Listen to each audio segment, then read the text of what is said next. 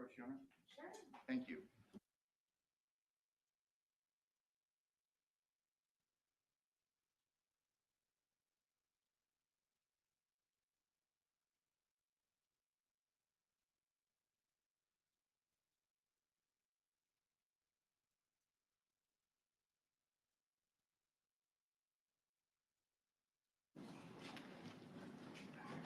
All rise for entering jury, please, jurors.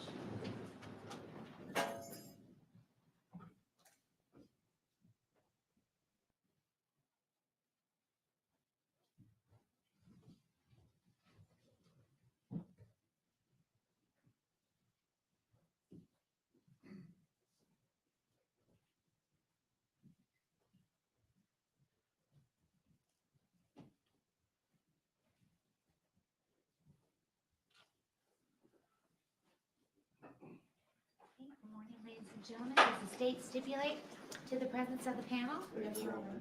and the defense? Yes, Your Honor. Okay, at this time, ladies and gentlemen, I am going to instruct you on the law. Officer Hawks is handing out the jury instructions. Each of you will have a copy of the instructions. You'll be able to take them with you when you go back to deliberate upon your verdict.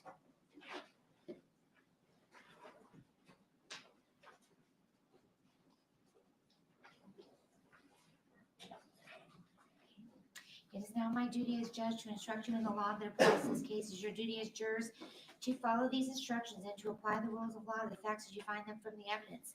You must not be concerned with the wisdom of any rule of law stated in these instructions. Regardless of any opinion you may have as to what the law ought to be, it would be a violation of your oath to base a verdict upon any other view of the law than that given in the instructions of the court.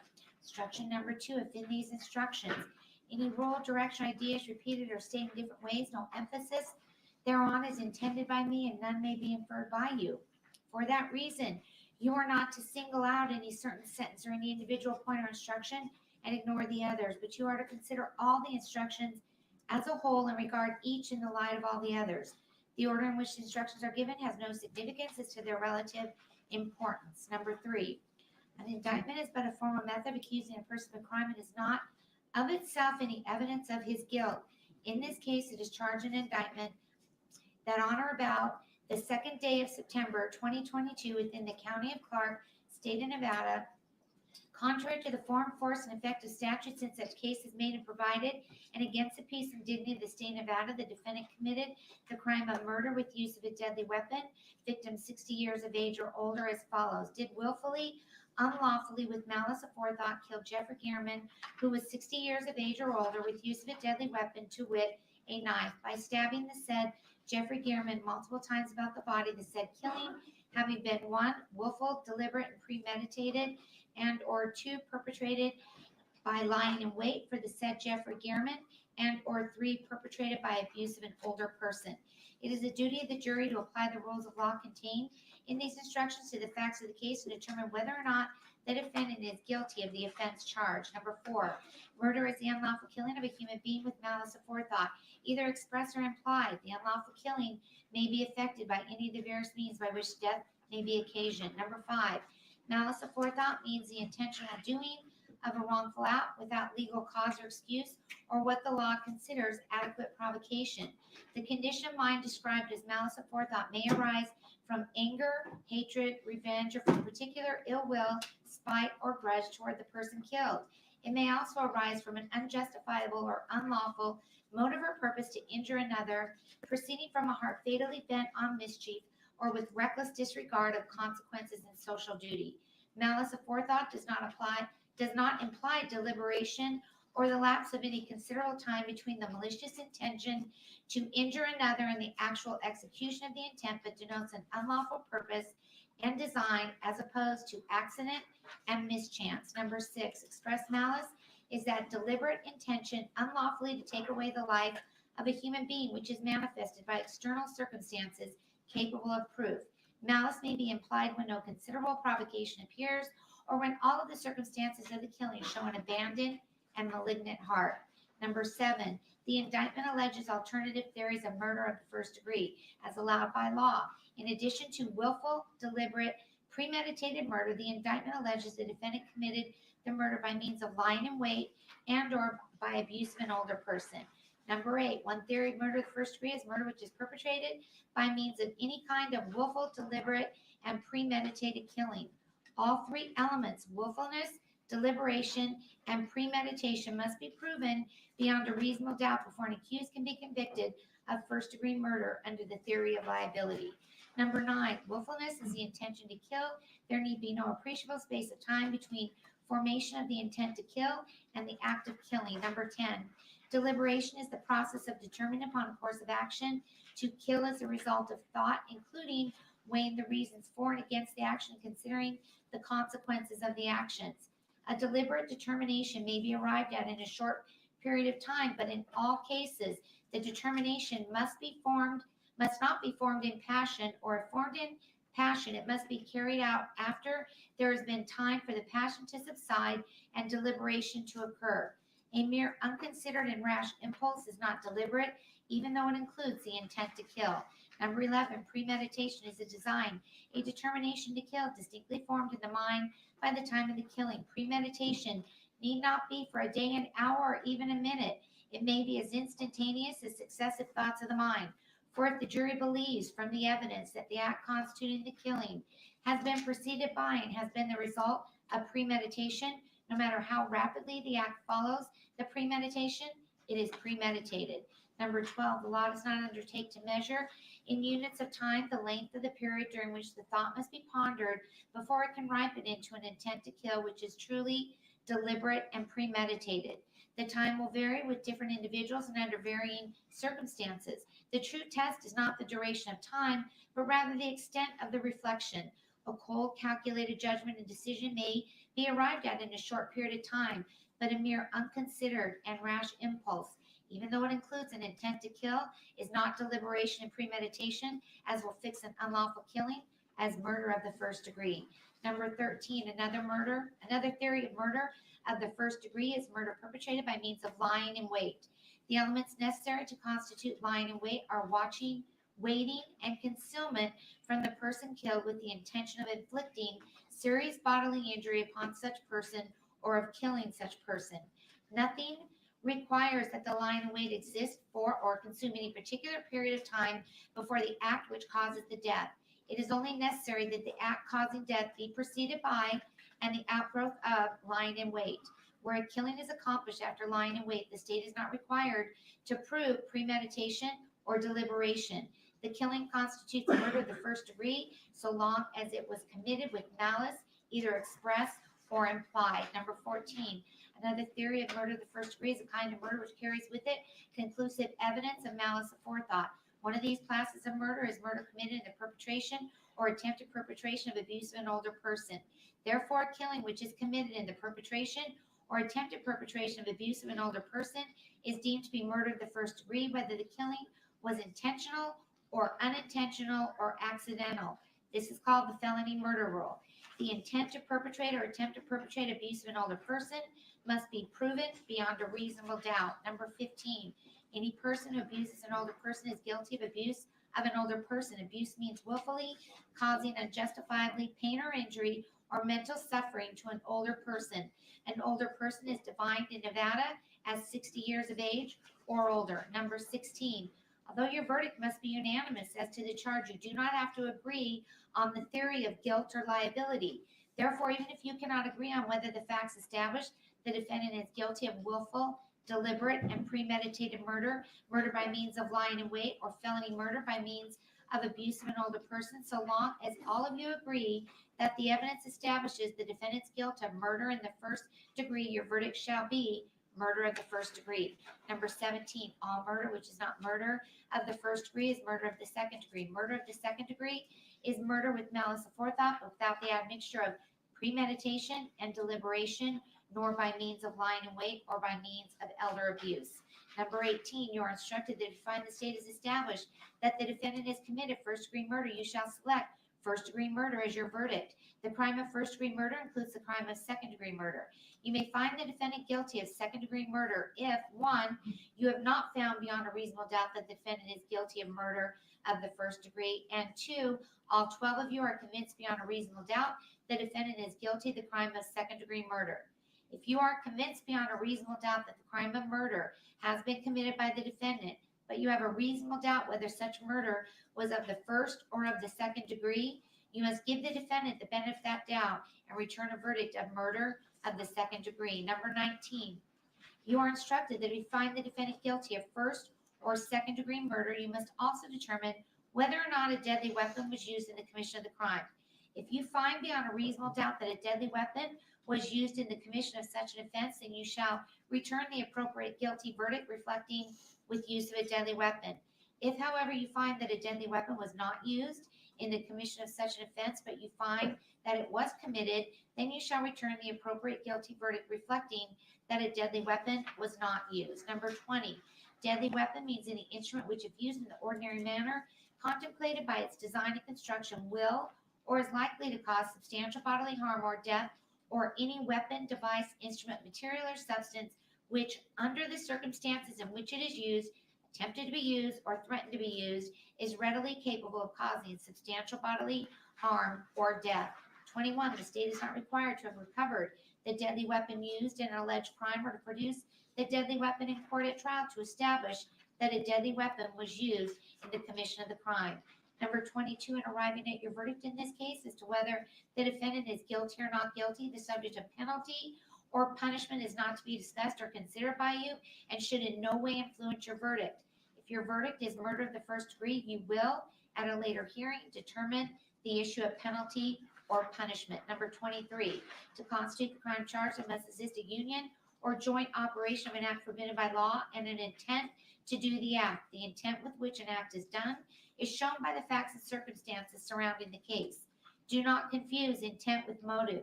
Motive is what prompts a person to act. Intent refers only to the state of mind with which the act is done.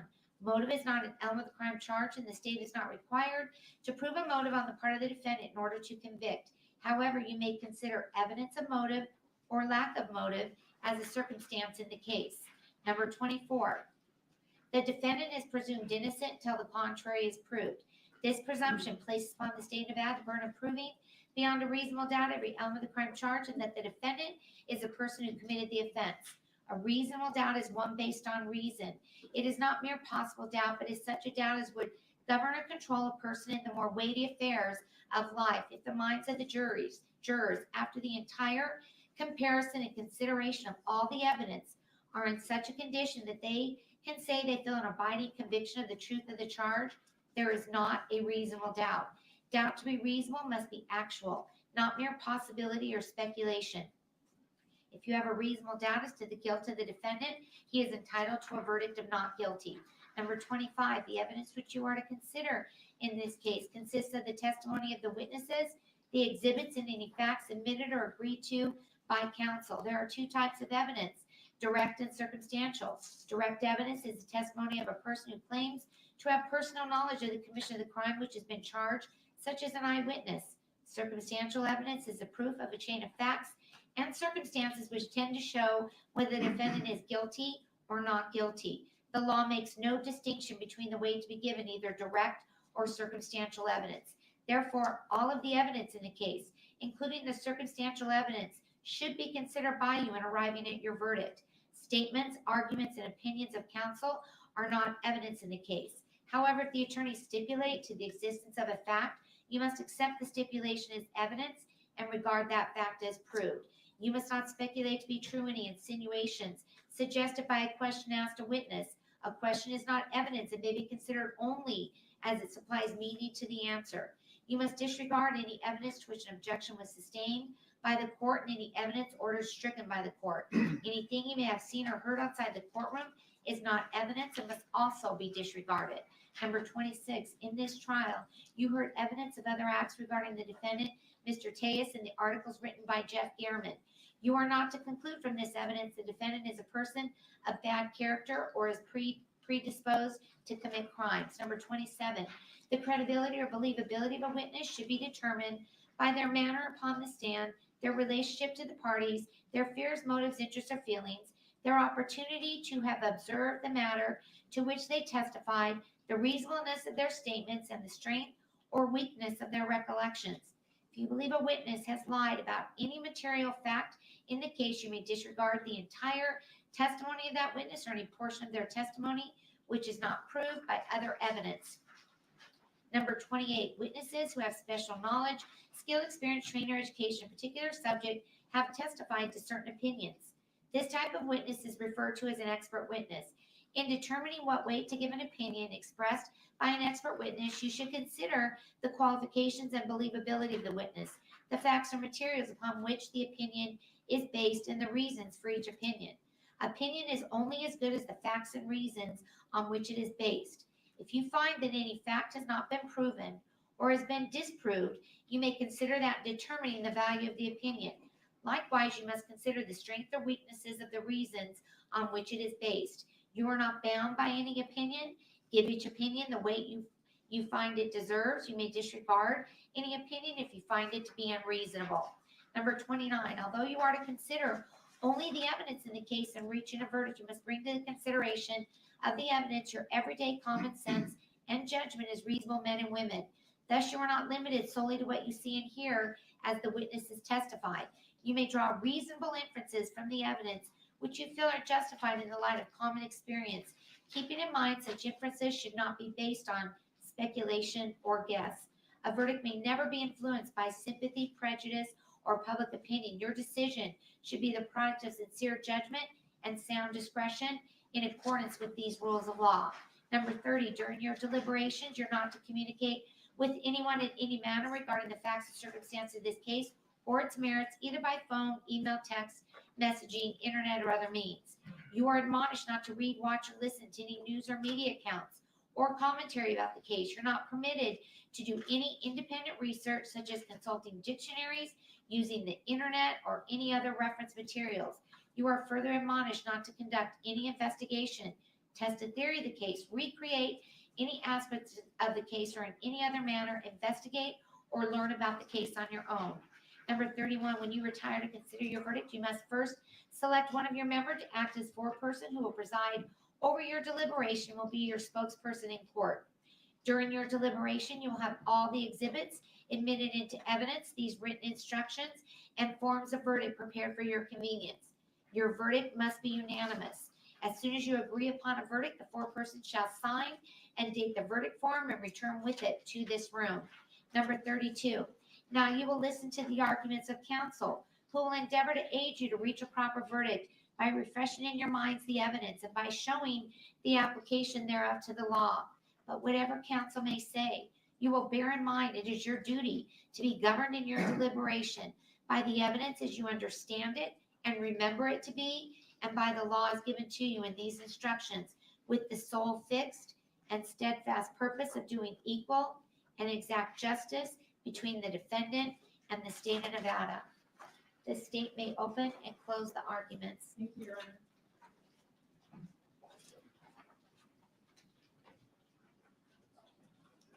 Morning. By June of 2022, Jeff German had caused a lot of problems for the public administrator, Robert Tellis.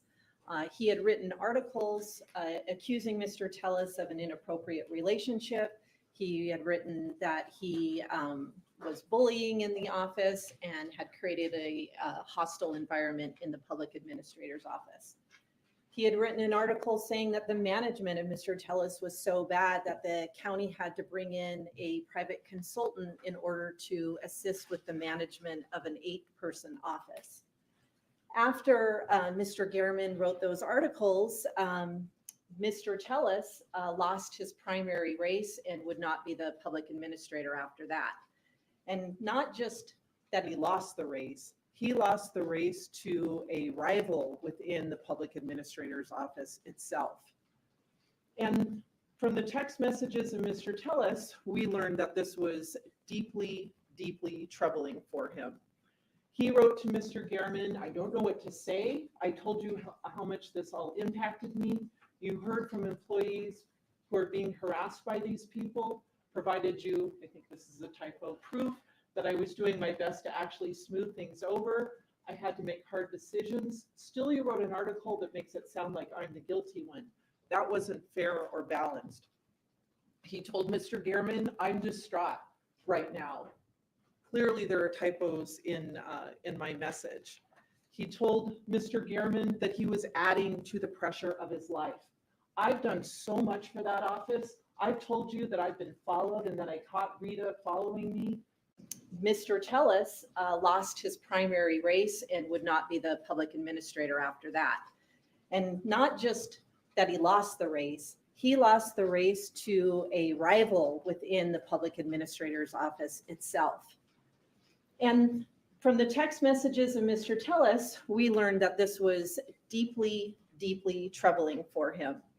He wrote to Mr. Gehrman, "I don't know what to say. I told you how much this all impacted me. You heard from employees who are being harassed by these people, provided you," I think this is a typo, "proof that I was doing my best to actually smooth things over. I had to make hard decisions. Still, you wrote an article that makes it sound like I'm the guilty one.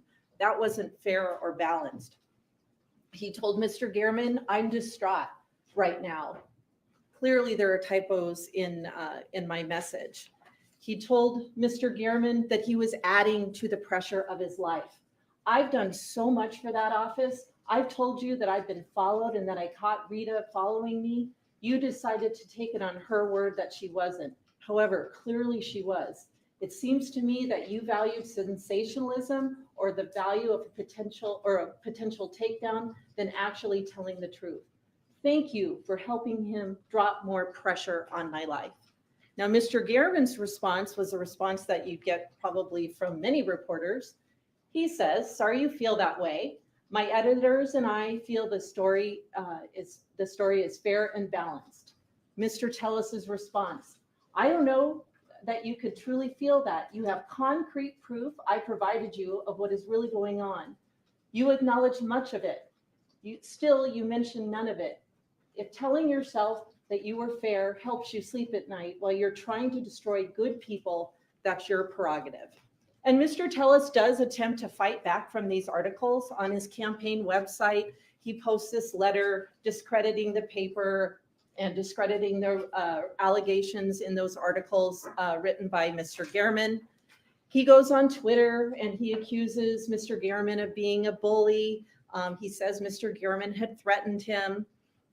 He told other people on social media in this first screenshot that because of those articles, I had to increase my medication to cope with it all. He tells someone who reposted the article or sent it that he was deeply disappointed that they had done that. And he's generally following the fallout of those articles on social media.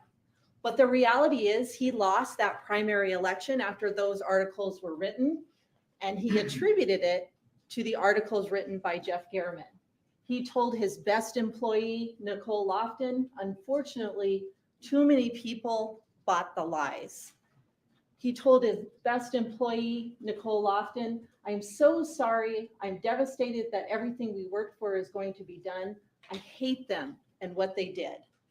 And after all that happened and losing the primary, his concern was that another article might be coming. He explains, "I'm going to pull the trigger on the supervisory changes.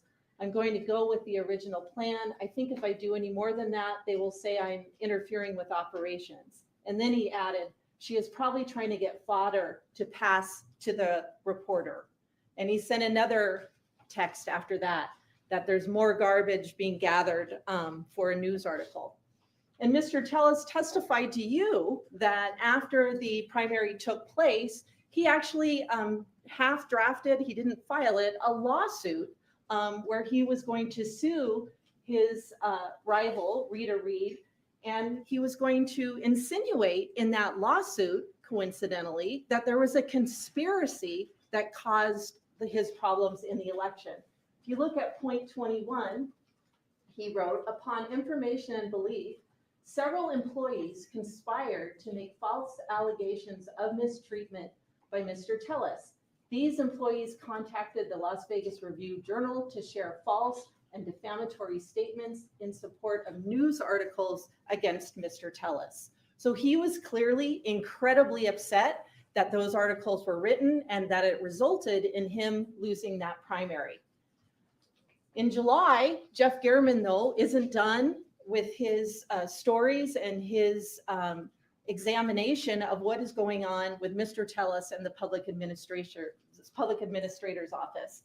In July, he sends that request for the public records of the county, where he's asking for communication between Mr. Tellis and Roberta, and then ultimately it expands to other individuals in the county. But he wants all team messages between Mr. Tellis and Roberta. He wants cell phone messages. He wants essentially all of their communications as of July, and that's after those 4 articles were written. Mr. Tellis, of course, is informed by this, informed of this request by the county, and this occurs on August the 8th, and they explain, hey, look, this reporter's seeking all of this information. So the message underlying all of this is another article is forthcoming. Mr. Tellis messages back that he wants to review those communications prior to them being released to the reporter. But as of August 8th, he's on notice of another article coming. And if you look at this email, he responds about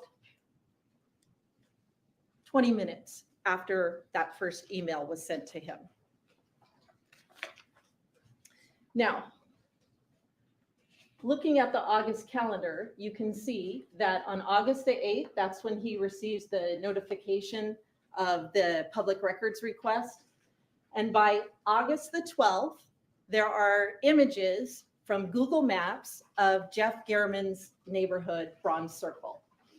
We don't know the date they were created, but we know they were modified by August the 13th, meaning they had to be created sometime before that.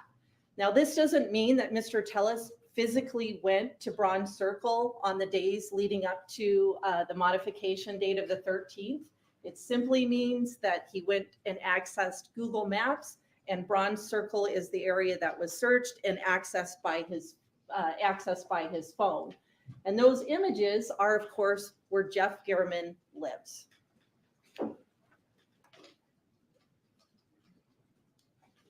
Now, the next date to keep in mind in our series of events in August of 22 is August the 15th.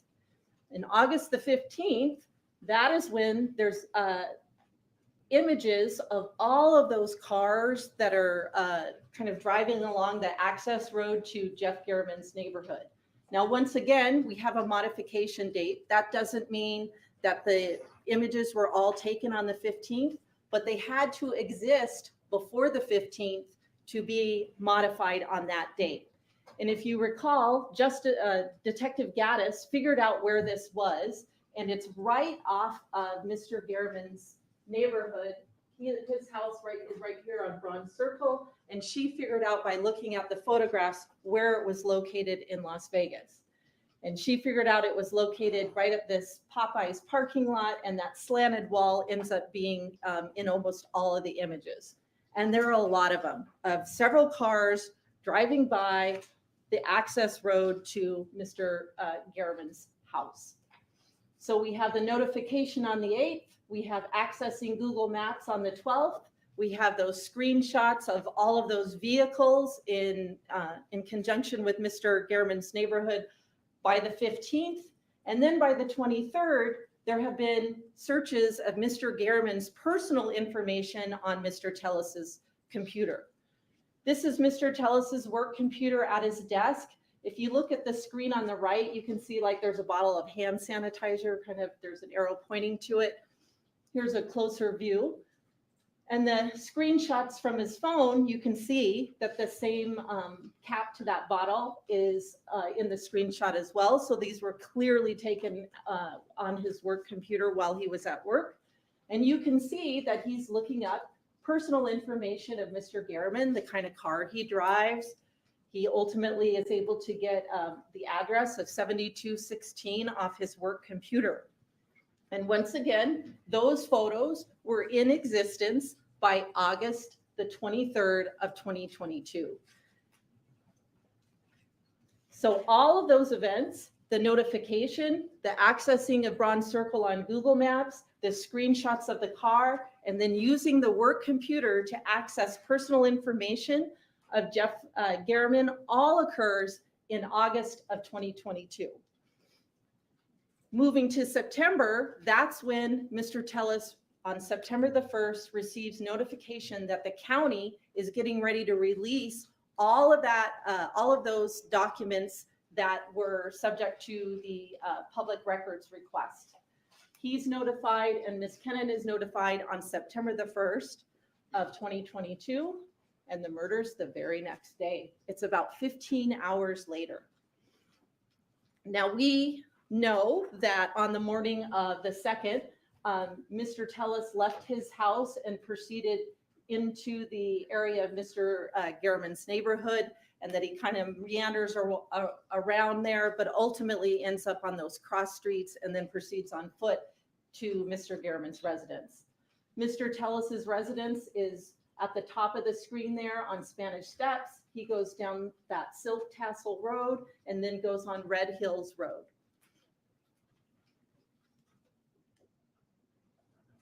And he leaves at 9:12 in the morning. Now, eventually, he's in the area of Rock Springs Drive, which is near Mr. Garriman's neighborhood.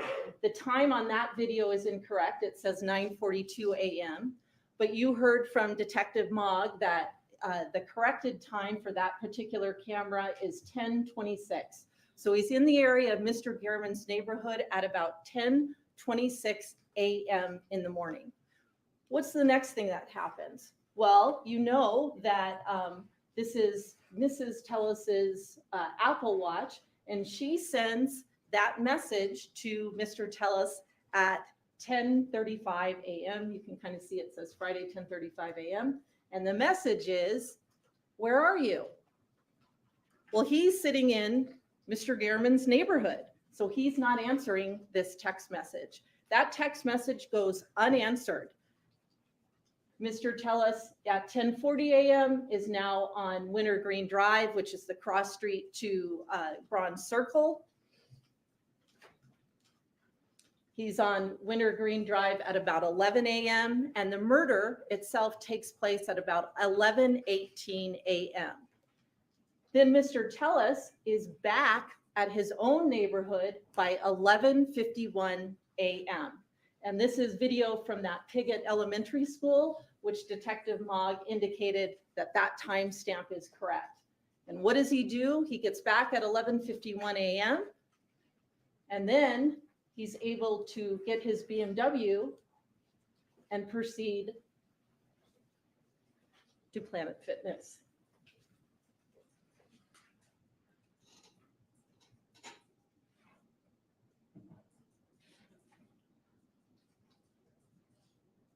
So there's his BMW leaving. It's 12:03, and then you know from Detective Gaddis's testimony that it's about a 4 to 6 minute drive. He's able to be at Planet Fitness by 12:09. So by 9/3, which is now the day after the murder, it has been reported that Jeff Garriman has been murdered. And then Roberta, who's working, has heard about the murder and she's starting to get concerned. She tells Mr. Tellis, I'm working tomorrow now. I don't want to be in the office alone. I'd rather be with the crazy women than alone right now. She's concerned about Mr. Garriman getting murdered and she's scared about being in the office alone. By September 5th and 6th, the Las Vegas Metropolitan Police Department has released images of the assailant and also of the Yukon itself.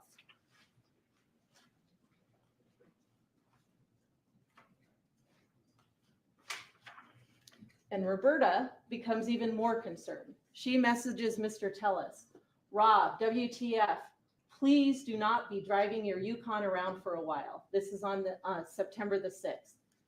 He answers, whoa, that's crazy. She says, please tell me your Yukon is not that color. He answers, it is similar, if not the same. She says, I'm freaking out, Rob. He answers, my car has all matching wheel patterns. I think they are saying that there's a difference between the front and the back of the assailant's vehicle. But Roberta looks at it and says, fuck, your car is identical. And it actually turns out that Roberta is the one that is correct. His car is identical. From that lighter spot on the passenger side, just below the windshield wiper, there's sort of like a lighter rectangular shaped portion of the car. You can see that in the video. From the differentiating tint between the front and the back of the vehicle, that part is identical. And from the wheels themselves, they weren't different. They were the same. The wheel rims on the front and the back are identical.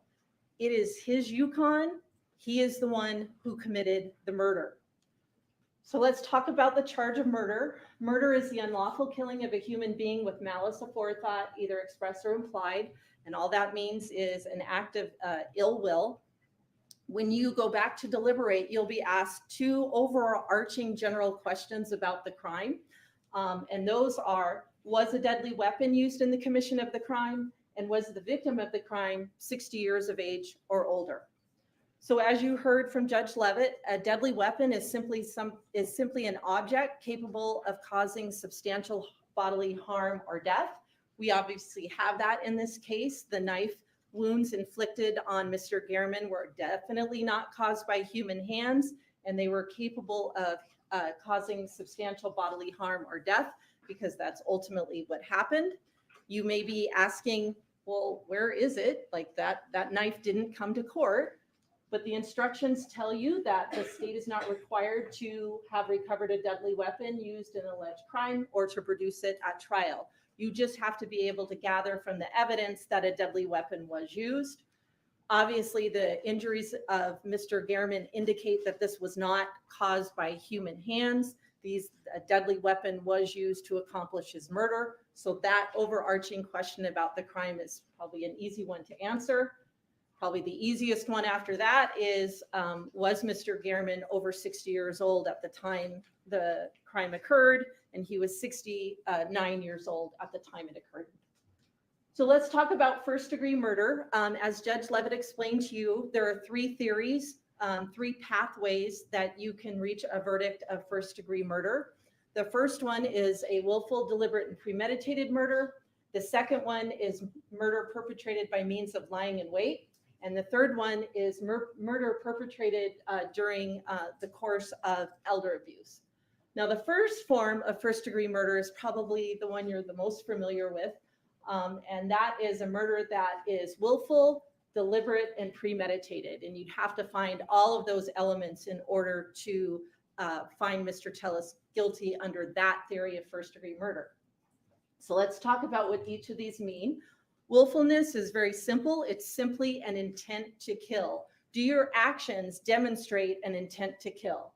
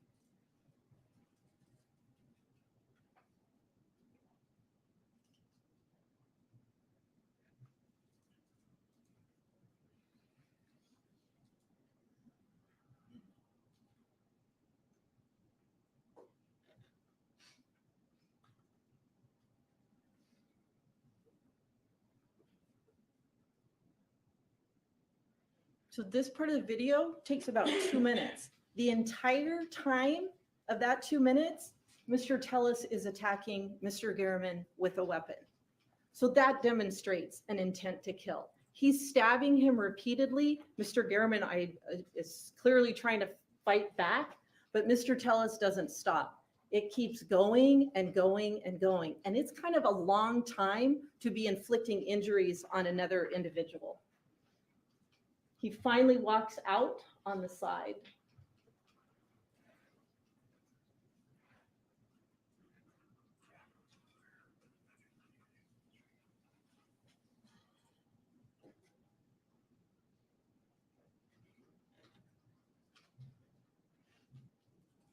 But the duration of that time, the entire time, Mr. Garriman is being attacked.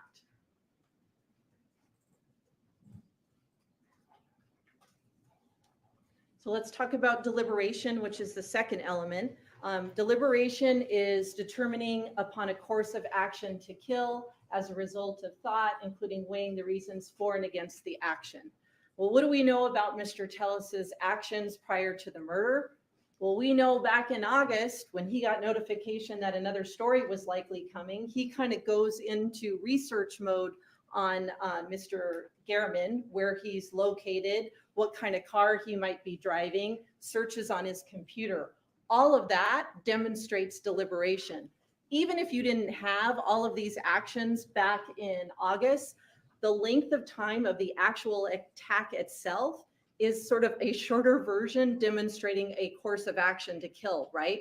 In the course of 2 minutes, you are stabbing someone multiple times, you could change your mind, but he doesn't do that. He keeps going and going and going, not even withstanding all this pre-planning. Now, premeditation is the last element of that first theory of first-degree murder, and that is simply a decision to kill before you do it.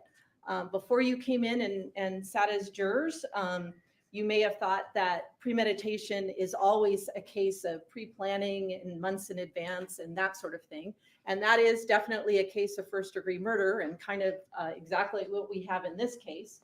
But you're told by the instruction that premeditation need not be for a day, an hour, or even a minute. It can be as instantaneous as successive thoughts of the mind.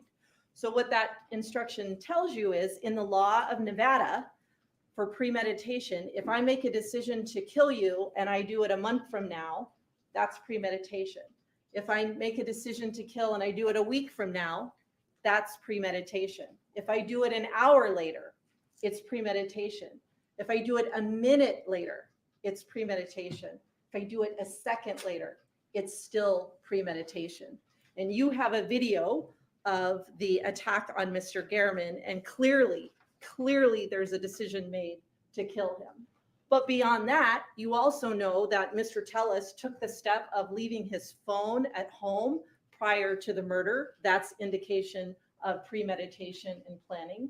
You know that he bothered to disguise himself by wearing the hat and the orange outfit. That shows premeditation, a decision to kill. And you also know, most of all, that he brought a weapon over to Mr. Garriman's house, and that shows premeditation as well. So that theory of first-degree murder has been established in this case. Let's talk about the second theory of first-degree murder, which is murder perpetrated by means of lying in wait. And the instructions explain what that is. Another theory of first-degree murder is murder perpetrated by means of lying in wait. And what that is kind of taking on a place of concealment in order to inflict injury or death upon another.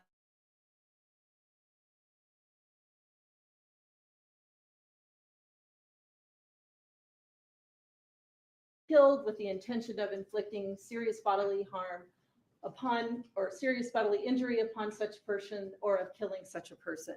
And in this case, you actually see the actions of Mr. Tellis literally lying in wait.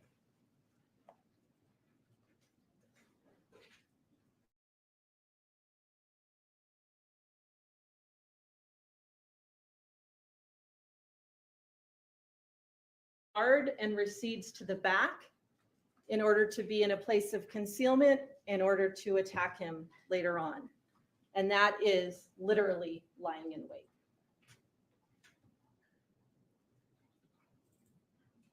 So that theory of first-degree murder is established as well. The third theory of first-degree murder is murder occurring during the perpetration of abuse of an older person. And this is kind of like child abuse, where if you abuse a child and a child happens to die in the course of abuse, it's automatically first-degree murder. The same is true for individuals who are over 60. If you abuse an older person and they die during the course of that abuse, that is an automatic case of first-degree murder. And it's sort of a policy judgment to protect vulnerable members of our society. The instructions tell you another theory of first-degree murder is a kind of murder which carries with it conclusive evidence of malice aforethought. One of these classes of murder is murder committed in the perpetration or attempted perpetration of abuse of an older person. Therefore, a killing which is committed in the perpetration or attempted perpetration of an older person is deemed to be murder of the first degree, whether the killing was intentional, unintentional, or accidental. We have that in this case. Mr. Gehrman was over 60 years old. So by abusing him and causing his death, it is automatically another theory of first-degree murder. So this is a picture of the verdict form that you'll have back in your deliberation room, and you can kind of see on the top in all caps it says murder with use of a deadly weapon, victim 60 years of age or older. That was those very first two questions I discussed with you at the beginning of the closing that you would answer as jurors. And then as a jury, you should ask about the individual theories of first-degree murder and vote on them. So you have to vote if all 12 of you think that this was a willful, deliberate, and premeditated murder. Do all 12 of you find that it was perpetrated by means of lying in wait? Do all 12 of you agree that it was perpetrated in the course of abuse of an older person? If you find all of those, then you mark those boxes. If you are in disagreement, say only 3 of you think it was willful, deliberate, and premeditated, or some combination, you have to take a vote to decide if all of you believe that it's first-degree murder under some theory. And if it is, you mark that last box and say, we don't find unanimously under any of those 3 theories, but all of us agree, 12 of us agree that it's some form of first-degree murder. The law tells you, although your verdict must be unanimous as to charge, you do not have to agree on a theory of guilt or liability. So if all 12 of you agree one form of first-degree murder, then you mark that last box. But it's the state's position that all 3 of those theories, willful, deliberate, premeditated, lying in wait, and elder abuse, clearly apply in this case. And really, Mr. Tellis isn't disagreeing that this is a case of first-degree murder. He's just saying that it was a Compass Realty assassin who did it. Now here we see Mr. Tellis leaving his house at about 9:12 a.m. And it's the state's theory, of course, that at that point he's left his house and his cell phone is sitting back at his house on Spanish Steps. The state's theory is that Mr. Tellis leaves his residence, leaves the phone at the residence, and is proceeding to Mr. Gehrman's residence. And as we've discussed, the Yukon is seen at Rock Springs at about 10:26 a.m. Here's 2 different images of it. Meanwhile, Mr. Tellis's cell phone, which is sitting back at Spanish Steps, is getting some incoming messages. There's an incoming and unanswered message at about 9:44 a.m. about a work case. There's an incoming and unanswered message at about 10:16 about another case at his work.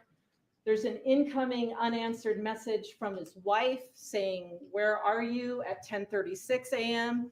Now you'd think, given that some of the allegations in the articles, this might be one he'd answer pretty quickly. There's an unanswered incoming call from his wife at 10:43 a.m. that doesn't get answered by him. And there's another incoming call that occurs at 11:16 a.m. Meanwhile, he is at Mr. Gehrman's house. So ask yourself this: if this was really a Compass Realty assassin who was committing the murder at Bronze Circle, how would that individual know that Mr. Tellis with his phone at his house wouldn't have answered a call, or wouldn't have gotten in another text string, or wouldn't have made a call himself? How could anybody but Mr. Tellis be the killer? No one would have that level of assurance, because if any of those calls had been answered from his house, it would be clear that he wasn't the one involved. Now we know from the video evidence from Bronze Circle that after the murder occurs, Mr. Tellis actually returns to Mr. Garriman's house, and he goes to the side area of the yard where Mr. Garriman is located.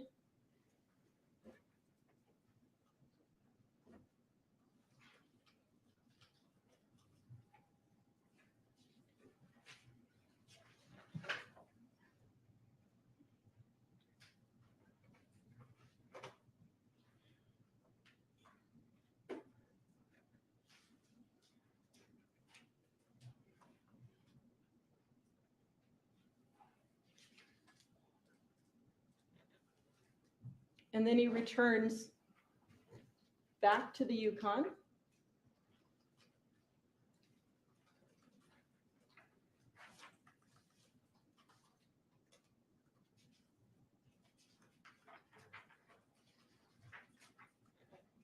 And eventually does that U-turn and drives away.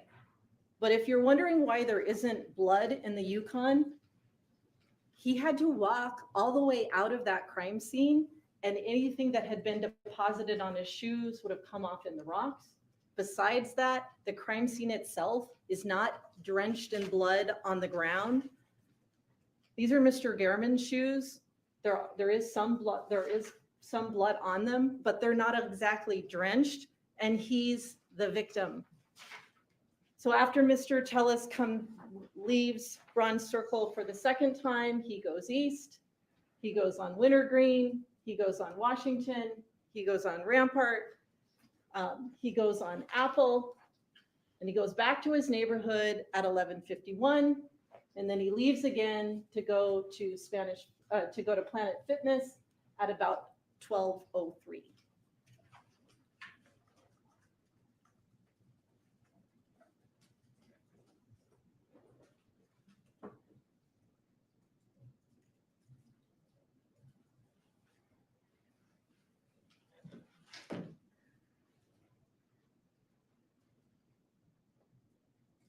You also know that Mr. Tellis is the killer because of the DNA evidence in this case.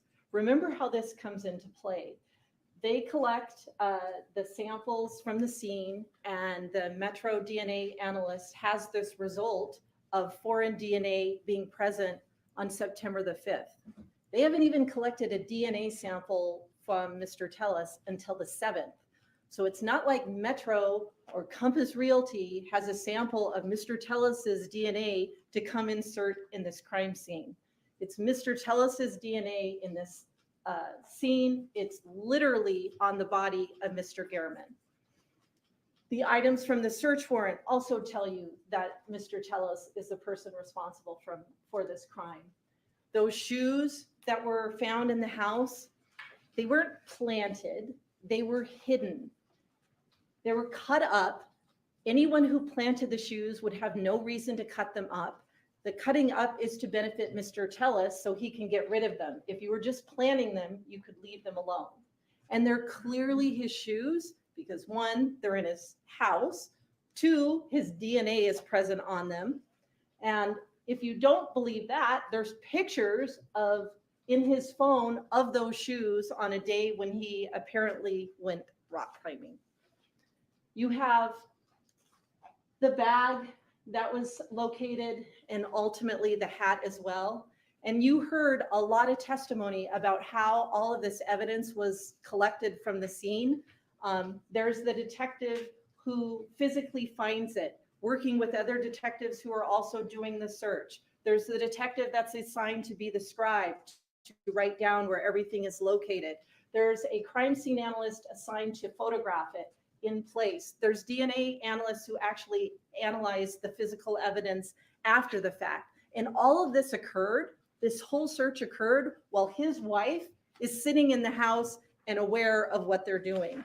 None of this evidence was planted. There's the bag, there's the hat, that was the location of the hat in his house. Finally, you know from the searches, the Bronze Circle, where he accessed the Google Maps, Mr. Gehrman's house, that he is the one responsible. He's not friends with Mr. Gehrman. He doesn't have business to do with Mr. Gehrman. There is no reason for images of Bronze Circle to be in his phone prior to the murder occurring. You also know that he is the one responsible from the sort of amateur surveillance that occurred in August prior to the murder itself. There's no reason for any of this to be in his phone, but that he's attempting to gather information on Mr. Gehrman. And finally, you know he actually used his work computer to gather information on Mr. Gehrman as well. At the end of his testimony, I think yesterday, Mr. Tellis explained that, he's really a victim in this. He's been victimized by the whole process. And he told you that he was wronged by his coworkers who didn't appreciate his changes that he made in the office and didn't appreciate his management style. He was wronged by the county who didn't understand that he was being a good leader. He was wronged by Zach Schilling, and by Kristen Riffle. He was wronged by them as well. He was certainly wronged, according to him, by Compass Realty. He was wronged by Steve Wolfson. He was wronged by the patrol officers who preserved that scene at Mr. Gehrman's house. He was wronged by Metro Police, in particular, Detective Gaddis and Detective Jappy. He was wronged by some mysterious, illusory phone hacker. He was wronged by DNA analysts at Metro who found his DNA on the fingernails of Mr. Gehrman. And then, of course, he was obviously wronged by Mr. Gehrman too in the articles he wrote. Or maybe it's not that he was wronged. Maybe he's the one in the wrong.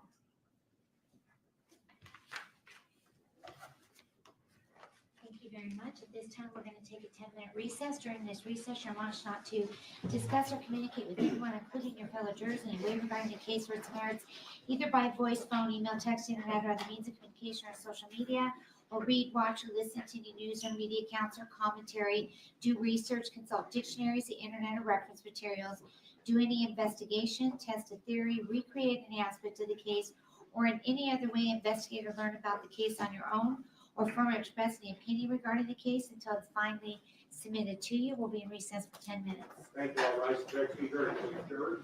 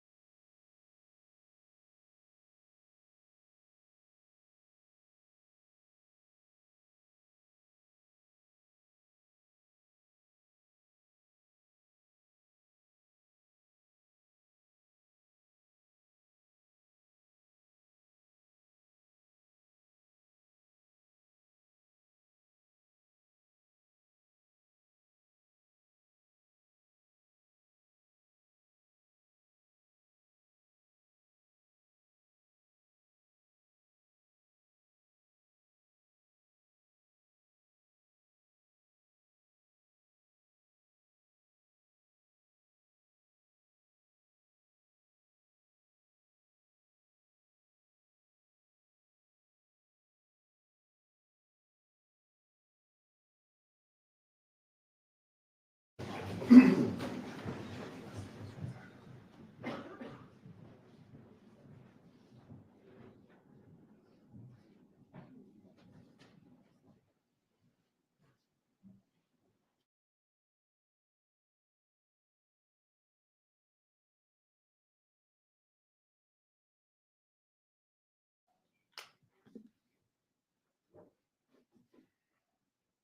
everyone.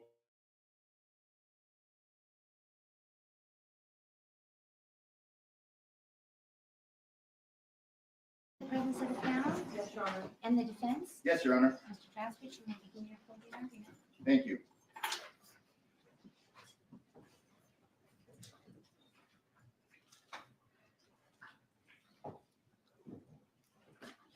Am I on?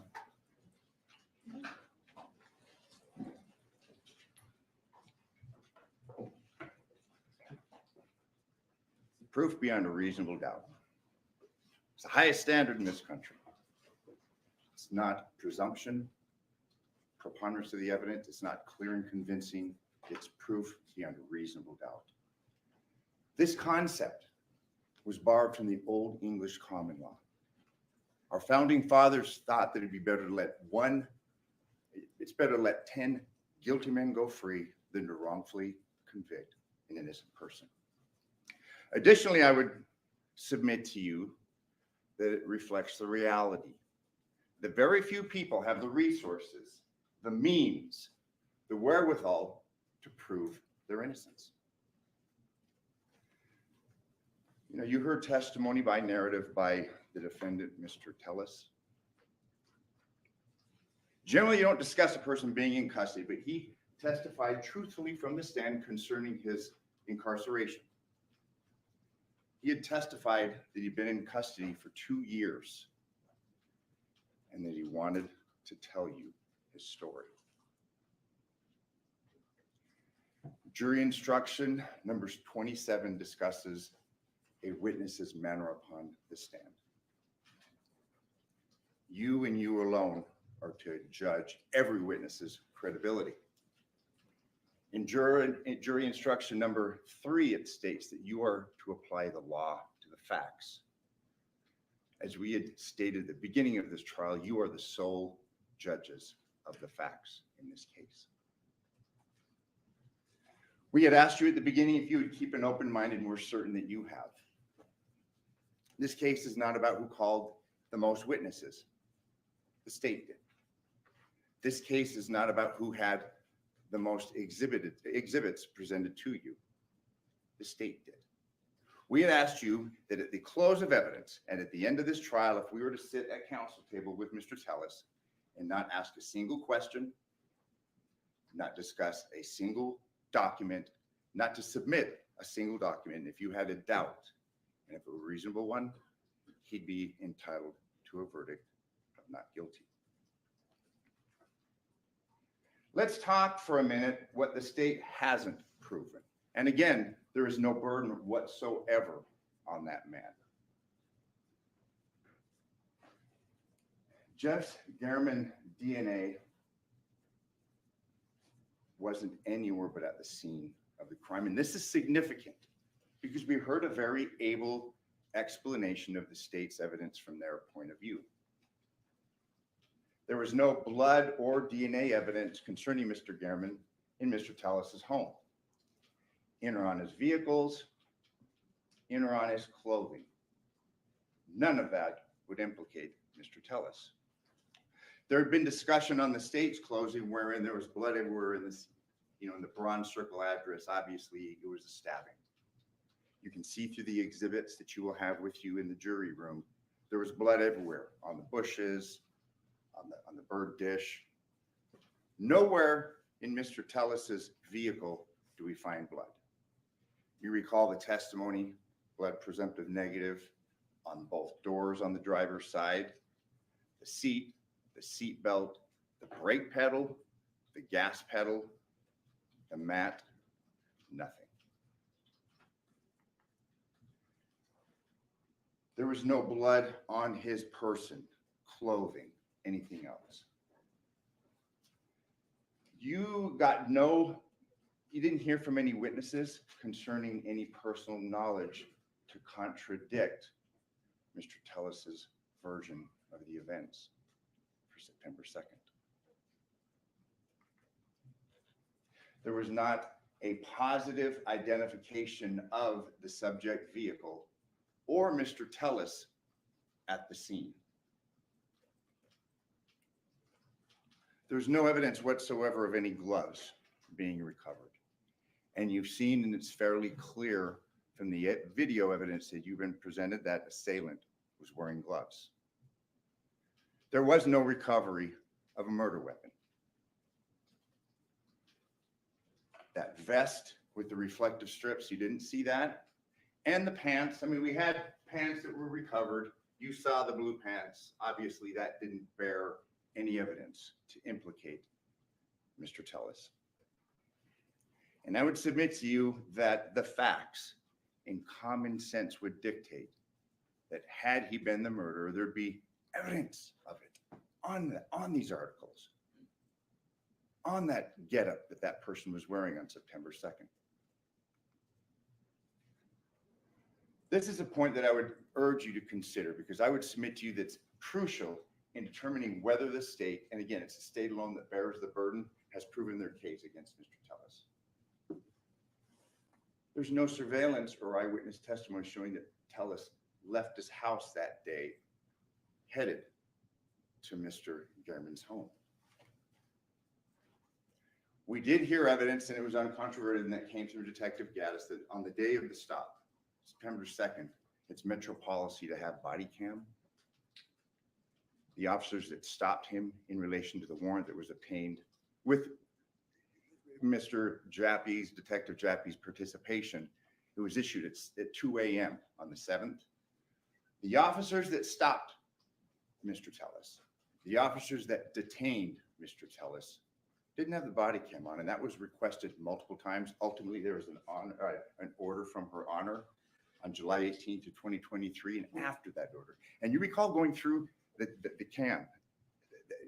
reports, the CAD reports, there was intervention, but again, that key piece of evidence was overwritten, it was destroyed. Again, is that indication of some wide-ranging conspiracy? And I'm not going to stand before you today and necessarily argue that there was. But what that shows is that Metro makes mistakes. Metro officers, Metro detectives are human. I mean, you think of the old proverbial idea of police officers, they're brass buttons, blue uniforms. They're human beings underneath their titles, underneath their uniforms, and they're just like all of us. They make mistakes. That shows you that mistakes are made on behalf of Metro. And the Las Vegas Metropolitan Police Department is not infallible. Let's talk about Robert Tellis's blood, or the lack thereof, at the scene of the murder. You had seen some pretty good videos capturing that person leaving Jeff Gehrman's house after the stabbing. I would submit to you that it's the state's argument that Mr. Tellis cut himself through that incident. You heard his testimony. You are the sole judges of the facts concerning that. What we do have, in addition to the state's video, is we have this assailant walking away from the 7217 Bronze Circle address. That finger was cut. That finger had been damaged by a knife or otherwise severely injured. Wouldn't there be blood? Wouldn't common sense dictate that there'd be blood in the bushes surrounding Jeff Gehrman's body, in the rocks which were recovered, in the sidewalk outside the house? Nothing. And again, it's the state's burden to present you every bit of evidence in their prosecution, and you should take into consideration the evidence that they've presented to you. But by the same token, you should take into consideration determining whether or not they have proved their case beyond a reasonable doubt, and they have the sole burden for the production of evidence. Ask yourselves what evidence is missing. Let's talk about Robert Tellis's body in relation to a struggle that the state would have you believe occurred between these two gentlemen. Recall the evidence that we had brought in during their presentation of evidence, and I believe a number of these pictures came through Detective Gaddis. And there's a lot. It's defense exhibits B through V. This is just kind of a capture of these photos, and there's a lot of them to evidence that there were no injuries to his body. Neck, front, and there's more. And we could stand here and click through each and every one, but we're not going to. You can look at them. You can ask yourselves, well, if there was this struggle, where are the markings? Where's the bruising? Where are the scratches? Defense exhibits B through V will demonstrate that there were no such injuries. Let's talk about the cell phone usage on 9/2/2022. You know, the state would have you believe that Mr. Tellis's lack of responses to junk messages mean that he was occupied with murder. And through analyst Aguero, you heard, and you had the opportunity to see through the course of this gentleman's testimony, it was uncontroverted. We went through the messages during the key hours, the key times of September 2nd. The vast majority of those messages were automated. They were spam. How many of us respond to spam? It wasn't like he had every person reaching out to him, family, friends, repeatedly. Where are you? What are you doing? It's not. The vast majority of those messages were of no significance. They were junk. Additionally, the state did not establish a pattern of phone use behavior, which would indicate that Mr. Tellis's communication activity on that day was anything different than his normal behavior. They had the devices, they had the access. You heard no testimony that his accessing his phone, his using his phone on September 2nd was anything different than the day before, the day following, the weeks before, or the weeks following Mr. Gehrman's murder. And let's talk about the deleted messages. You recall that was quite a big point that was underscored and argued through the course of testimony, and it was actually through Mr. Aguero, our expert, the issue concerning this deleted message. And you recall then we had the subsequent witnesses in the state's rebuttal that came forward with and it was through Mr. Tellis's testimony. Do you remember the watch, the Apple Watch? Then there was questions asked, what about the other device that presumably these messages were being received on? We didn't get the benefit. And again, it's their burden to compare the Apple Watch with a Pixel phone. We didn't have that. But what we did hear from that detective is that he couldn't say one way or the other. Do you remember that question, where are you? Obviously, if someone's home, they can speak with one another. But we didn't hear and we couldn't hear any evidence. And for you to just make a judgment based upon their own expert, their own witness who has special training and knowledge, say, I couldn't say one way or the other whether that message was deleted on the Pixel device, the device that they have alleged was Mr. Tellis's phone. That's significant. Let's talk about what the state does have. They've got a cut up straw hat and shoes. There's really no reasonable explanation, rational explanation one way or the other. Obviously, if this person's the murderer, why not get rid of the shoes? You'd have to presume that he had knowledge of the shoes and their whereabouts. Let's talk about that hat. Why wasn't that hat discarded? Again, we'd have to presume knowledge on the part of Mr. Tellis where that hat was. And again, neither the shoes nor the hat tied him to Jeff Gehrman's residence. We had a shoulder bag with balls in it. Do you recall that exhibit?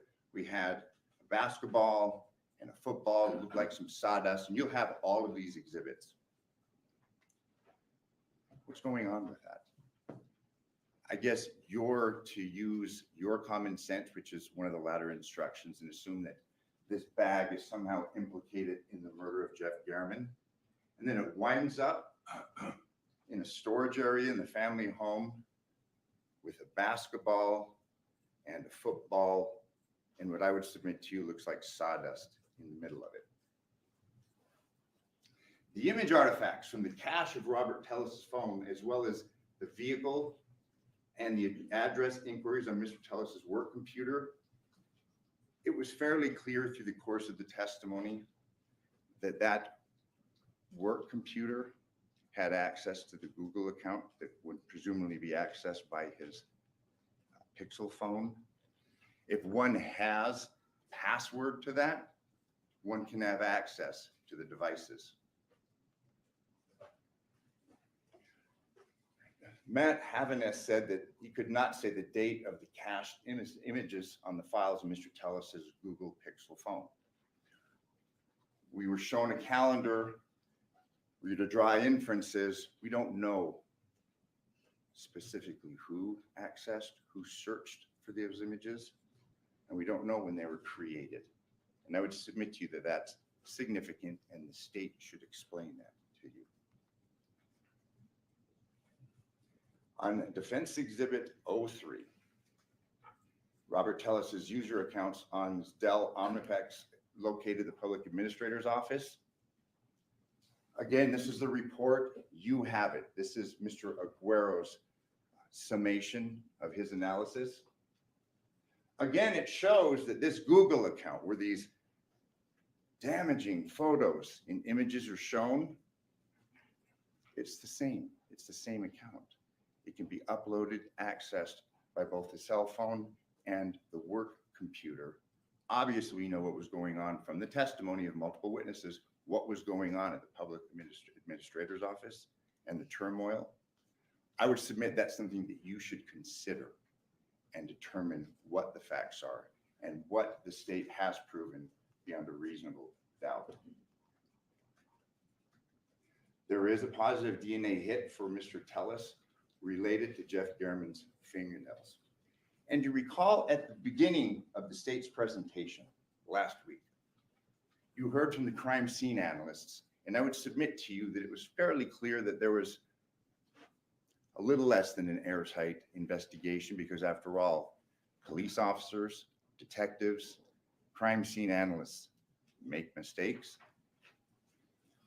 Reference to the lab techs, Ms. Brown and Ms. Koljenovich, they were trainees at the time that they did this DNA collection and the processing for presumptive negative or presumptive positive blood evidence. This is significant. It was Claire Manning. She had testified, she was young, blonde. She had testified that she couldn't recall who bagged the hands. That was at the scene of the murder. You never heard testimony as to who initially bagged the hands of Jeff Garriman's body. One would think, and common sense would dictate, that they'd be able to tell you that.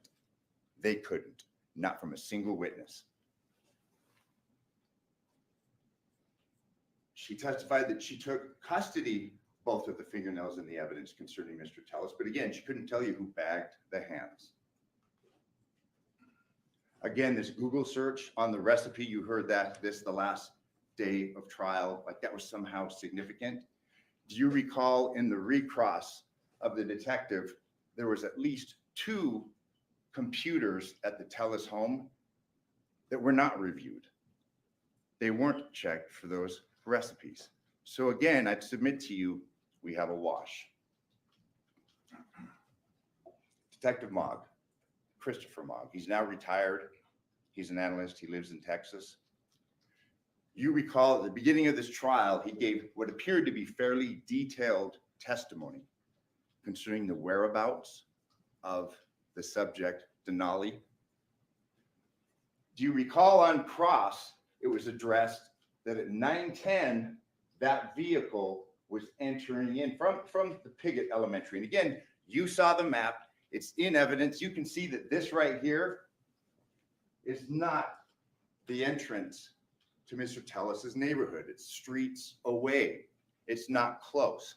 He gave you testimony that apparently he drove through the neighborhood where Mr. Tellis lived, off the Spanish Steps address. He said to look for things of evidentiary value. We heard nothing. We heard nothing concerning other vehicles in the neighborhood. Do you recall the testimony that there was at least 67 red Denali's? We heard testimony that that number at one point perhaps was greater. Perhaps it was at 67, which nobody contradicted, but we never heard what it was ultimately narrowed down to. We had Detective Mogg, and I'll refer to him as detective because in essence he still is. He testified and just said he was sure that it was that man's Denali, period. Do you recall the testimony that was shown concerning, and I would submit to you because you are the sole judges of the facts, that there was something peculiar about this Denali, something in the right-hand window area, that plastic stripping. You have the photos. Please look at them. We are given testimony based upon his analysis. We have at the same part near Piggott Elementary. We have this vehicle leaving at 9:12:32. But what's significant about the 9:10, where we see it entering the neighborhood or the area? Again, it's not Mr. Tellis' specific neighborhood. We're not told where it was before that, who was driving it. What's important, and I want to back up, is at 9:10, we have this vehicle entering the area. And you have to ask yourself, what's occurring between 9:10 and 9:12? If we're to take the state based upon the evidence that they have presented, what went on during that 2 minutes and a few seconds? We don't know. Did it even make it to the Tellis' house or some other neighbor, other house in the area? But as to the 9:10, it's important because it's the state's theory, and we heard it argued that Mr. Tellis left his phone. Well, we have, and this is Defense Exhibit A3, we have that phone receiving messages. Look at the times all throughout the morning. We have that phone receiving messages 7:44, 7:45, 8:47. You can see, and this will be given to you. It's close to the cell tower next to Mr. Tellis' home. So then you have to ask, well, where was this vehicle? And I'd asked him specifically, did you follow this vehicle? Did you see this vehicle prior to the 9:10 time taken from Piggott? He didn't. But we can see, based upon the evidence that was provided to you by the defense expert, that phone is in the area all that time. It's in the Spanish Steps area. So obviously the argument, and I would submit to you, common sense would dictate, well, if that is going to Mr. Tellis' home and it's not arriving in that area until 9:10, why do we have all of these other pings at all of these other times close to the home, if not at the home? He laid out very specific detail, and he had talked about this approximately 5.3 mile trek that he wants you to believe was Mr. Tellis' vehicle, and that vehicle was occupied by Mr. Tellis. His video analysis takes 2 hours. It covers 2 hours and 39 minutes.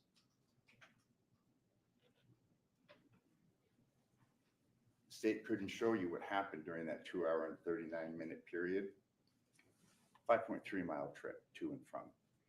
They basically show you closed circuit TV coverage, which it wasn't. There was a lot of dark spots of the vehicle driving there. But then the vehicle driving back, and I won't say it was driving to and from Tellis' home because we have no evidence of that. We're to believe the state that there's no ring cameras in a fairly affluent neighborhood. I'd submit to you, does that make any sense? What we're going to ask you to look at, and please do, you've done a lot through the course of this trial. It's your duty to be here, and you have fulfilled that duty. You've taken notes. Through the very last witness, it's been apparent that you've been paying attention, that you've maintained an open mind. you know, oftentimes people, we suffer, especially law enforcement, from what's called confirmation bias. You reach a judgment, sometimes early on in the case, and you work backwards to confirm what the judgment that you've arrived at the beginning should be at the end. And I would submit to you that that's what happened. This was the 1405 wintergreen. As you recall, there was an issue concerning the timing. This was channel 3, all right? This is State's Exhibit 372. You have that. You'll be given a laptop. Look at this. This was an image that was not part of his presentation to you at his testimony and during his testimony. This laptop has the ability to pause. It has the ability to zoom. Watch this.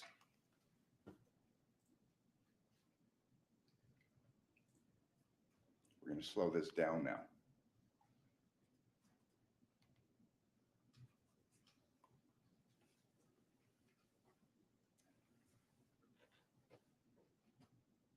You have this evidence. It wasn't part of his presentation, but it's been provided to you. Look at the profile. What's that look like on the top of the head? I'd submit to you, that looks like hair. We've seen Mr. Tellis. He gave testimony from the witness stand. Does that profile match the profile in that vehicle? I mean, it's no secret. The man's bald. Look at the face. Look at the eyes. I'd submit to you that those look like glasses. And again, this is part of the evidence collected by the state. It's been presented to you. It wasn't addressed during their case in chief, and it wasn't explained by Detective Cliff Mogg. I'd submit to you, look at that image. There's hair. There's glasses. Now, the state in rebuttal, and we'll address the significance of that, they have the opportunity to come and address what I've presented to you, but that's undeniable. What I'm going to show you next is the image on channel 2. That's the same video coverage, but now it has the vehicle coming from a different direction.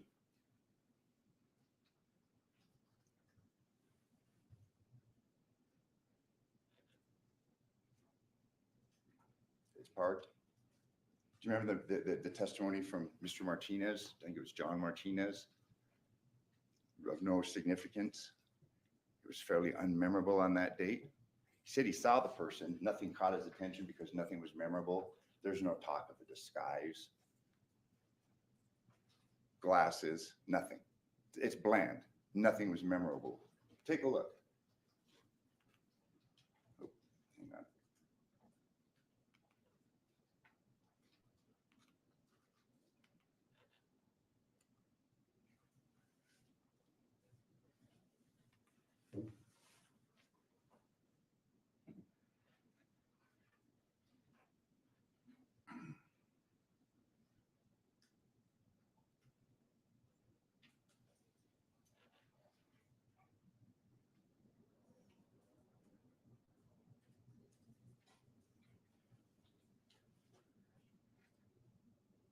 That's Mr. Martinez that I had discussed.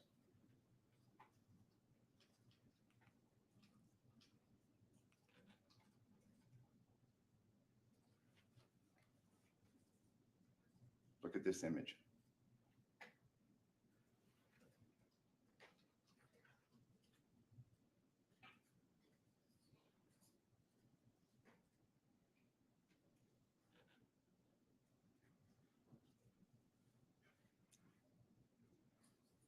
Look at the profile. It's hair.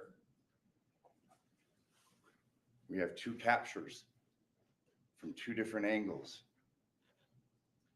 The profile does not match the profile of Mr. Tellis. And they're consistent. It's not open to dispute.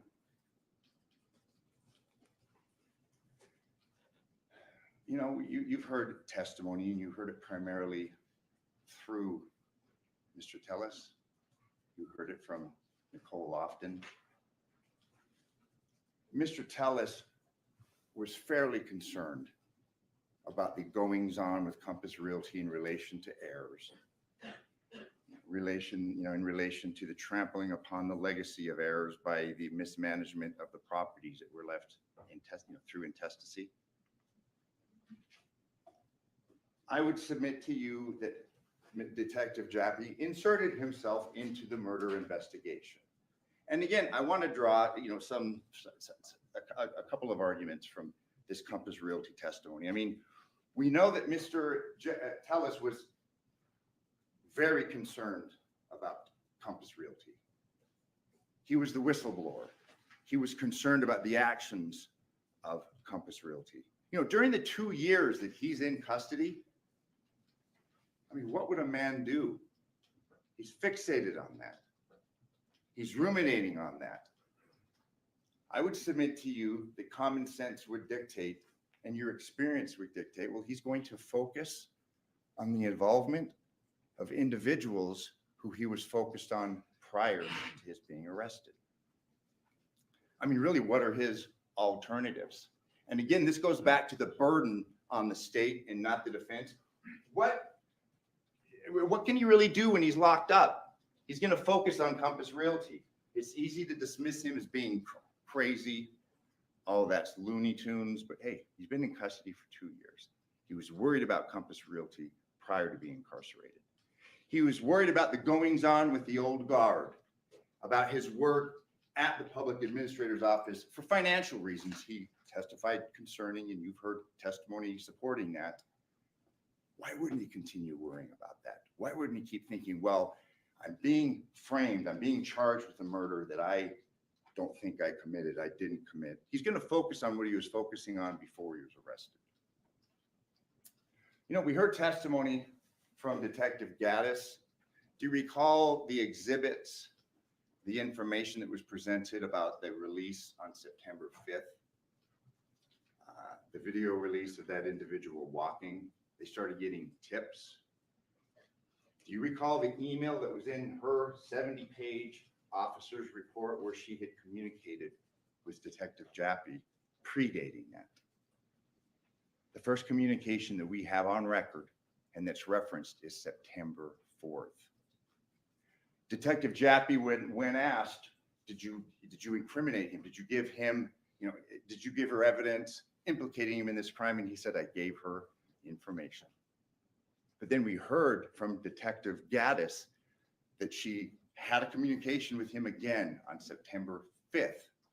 And again, she was given motive.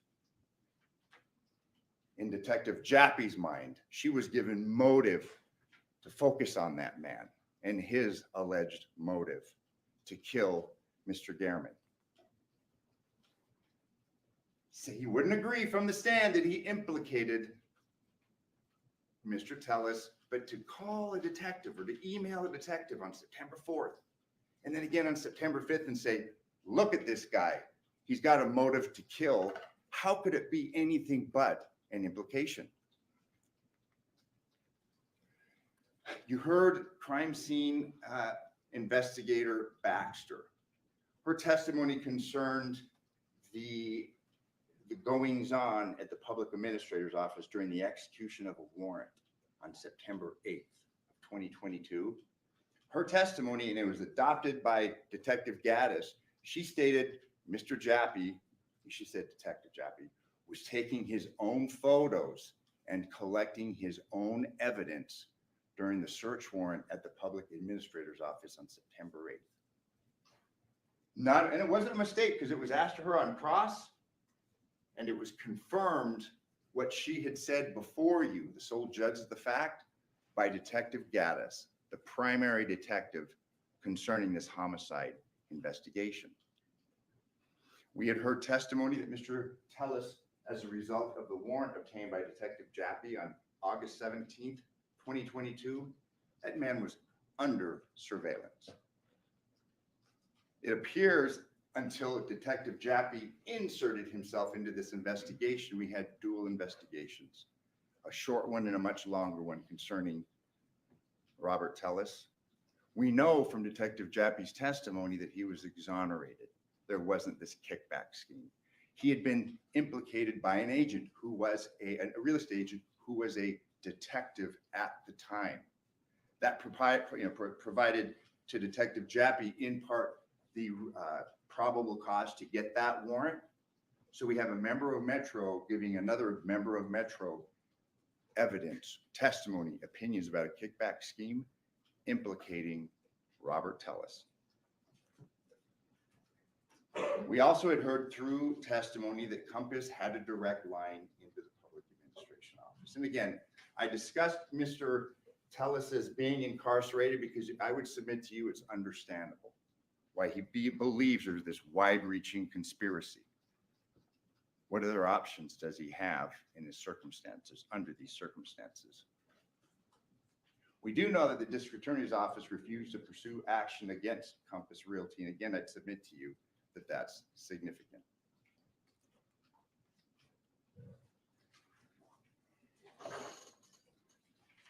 You know, the purpose of closing argument is for counsel to stand before you and highlight the evidence that's been presented to you. I'm not going to stand here and go through every witness, discuss every piece of evidence and all the testimony because you have been here. You have been attentive and you are fulfilling your duties. You're being good jurors. But again, my job is to argue the law and in essence, the facts to you and what we feel is significant. As I said at the beginning of my remarks, it's the state's burden and the state's burden alone to prove this case beyond a reasonable doubt. This is our last opportunity to discuss matters and discuss the evidence and the inferences to be drawn from the evidence. Mr. Hamner now is going to take the floor and he's going to argue concerning matters that I perhaps didn't bring up. Address those on your own. Look at the evidence. You've got over 36 exhibits that were marked and admitted through the defense in this case. Watch the videos. Look at the drive concerning those images of that gentleman with hair, which Mr. Tellis does not have. But since the state carries the burden and the state alone, they get the opportunity to get 2 bites of the proverbial apple. Mr. Hamner now can stand and argue why you should convict Mr. Tellis. And I'm going to ask you with your open minds and your attentiveness to address those concerns.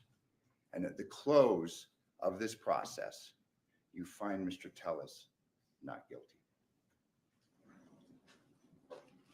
Thank you very much. Mr. Hamner, you may begin your rebuttal. Yeah, if I can just get a minute just to set up. Sure. Okay, thanks so much.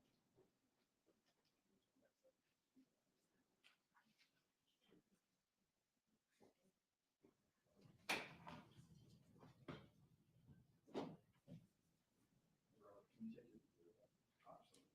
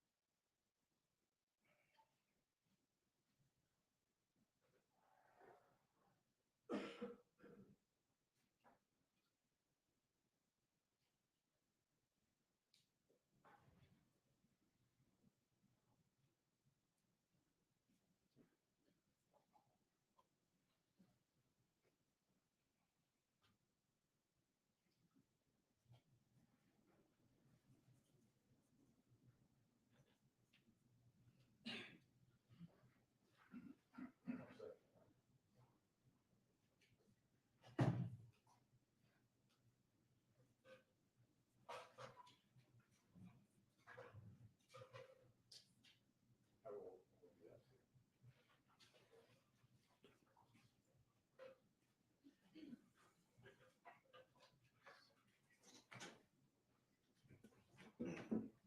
If we can move, is it possible to move the podium out of the way?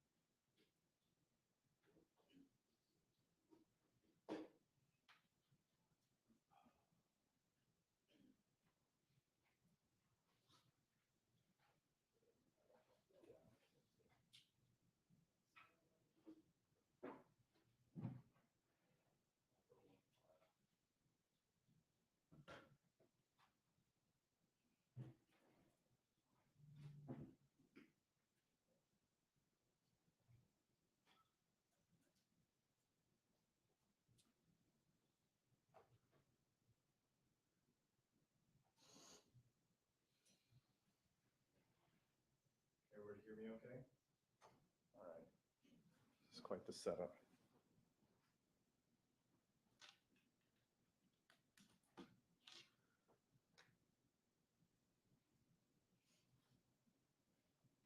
Okay, may I proceed? All right. Well, it's been 2 weeks. You guys have heard a lot of evidence. We thank you for your patience, and I will try to be as brief as I can. But as you've seen, with witness after witness after witness, the evidence is absolutely clear. The defendant murdered Jeff Gehrman. He murdered him because Jeff's writing destroyed his career. It destroyed his reputation. It threatened probably his marriage, exposed things that even he admitted he did not want the public to know. And he did it because Jeff wasn't done writing. He was informed on August 8th that a records request was being made by Mr. Gehrman long after he had lost the race, well into his lame duck remaining administration as a PA. And he learns that Jeff wants to write more. And when he learns about the subject of it, it's not about him and Alicia. It's not about him and Rita. It's not about anybody except him and Roberta. And what you see unfolds over the course of a month. We learn from his phone expert that he shut off all location data, even though that phone, as we learned from his expert, 13 years of location data magically disappears for the month of August. Why? Because of the August 8th email. He's over it. He's building a reconnaissance case. He starts to go on to Google Maps. He starts doing surveillance at Popeyes. He is using the power of his office and their computer software to find private details about Jeff, so it can culminate in murdering him. And that's what he does. But as I've told many, many juries, especially in the last few years, it is really, really hard to plan the perfect murder in the digital age because you leave too many breadcrumbs behind. And he's no dummy. He's actually quite smart. He is thoughtful. But you will see during this rebuttal, there are mistakes that he makes. And there are things that he simply cannot account for, that when a police starts to look into an investigation and deploys the tools that the police have at their disposal, it uncovers the inconsistencies. It uncovers his mistakes. But I got to start with what he got up and told us about, the alleged conspiracy.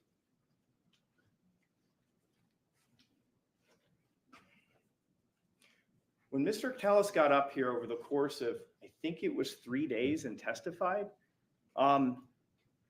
it was remarkable what he had to say, and not in a good way. His testimony was incredible and not in a good way. He explained, or at least attempted to explain, this conspiracy. What we learned over the course of the 3 days, and actually the course of this trial over 3 weeks, is the conspiracy grew and it grew and it grew. Who's exactly in it? It starts with Compass, nebulously Compass Realty. We learned that Adam Fenn can't be ruled out, right? Because he makes donations to Rita Reed. Cindy Sauerland gets mentioned at one point. In some of those briefings, you'll see her name is mentioned. She's a source of consternation for the defendant. It expands to the old guard, as they coin that phrase. Rita Reed, Alicia Goodwin are all part of this, right? The conspiracy, and let's remember, it's a conspiracy to murder Jeff Gehrman. We then learn it expands to Derek Jappy. He's in on it as well. when he testified, he's not really able to link up why Derek Jappy would want to help Rita Reed or Alicia Goodwin or Compass Realty or Adam Fenn or Cindy Sauerland. That testimony is lacking. A lot of times when I pressed him, and I pressed him, and I'm going to explain to you one of the reasons why I cross-examined him so hard. When you stand on the stand under oath and you make allegations about businesses in our community, government service workers, and the police department, we deserve answers. I genuinely wanted to know, how is all this connecting? Explain it to me. And respectfully, Mr. Tellis absolutely failed in doing so. It didn't make sense. And that is one of your instructions, which is to use your common sense. It's got to make sense. And it actually has to link up with evidence. But a lot of times, the most common answer I would get back from Mr. Tellis was simply, well, no, I never saw Jappy take a bribe, but I think that. It was a lot of times just like, that's just my gut feeling. That's my opinion. That's not evidence. That is not evidence. But yet, it was Mr. Tellis's answer for almost everything when it came to this conspiracy. But let's continue. It stretches out to include Cliff Mogg, Justine Gaddis, the entire DNA lab.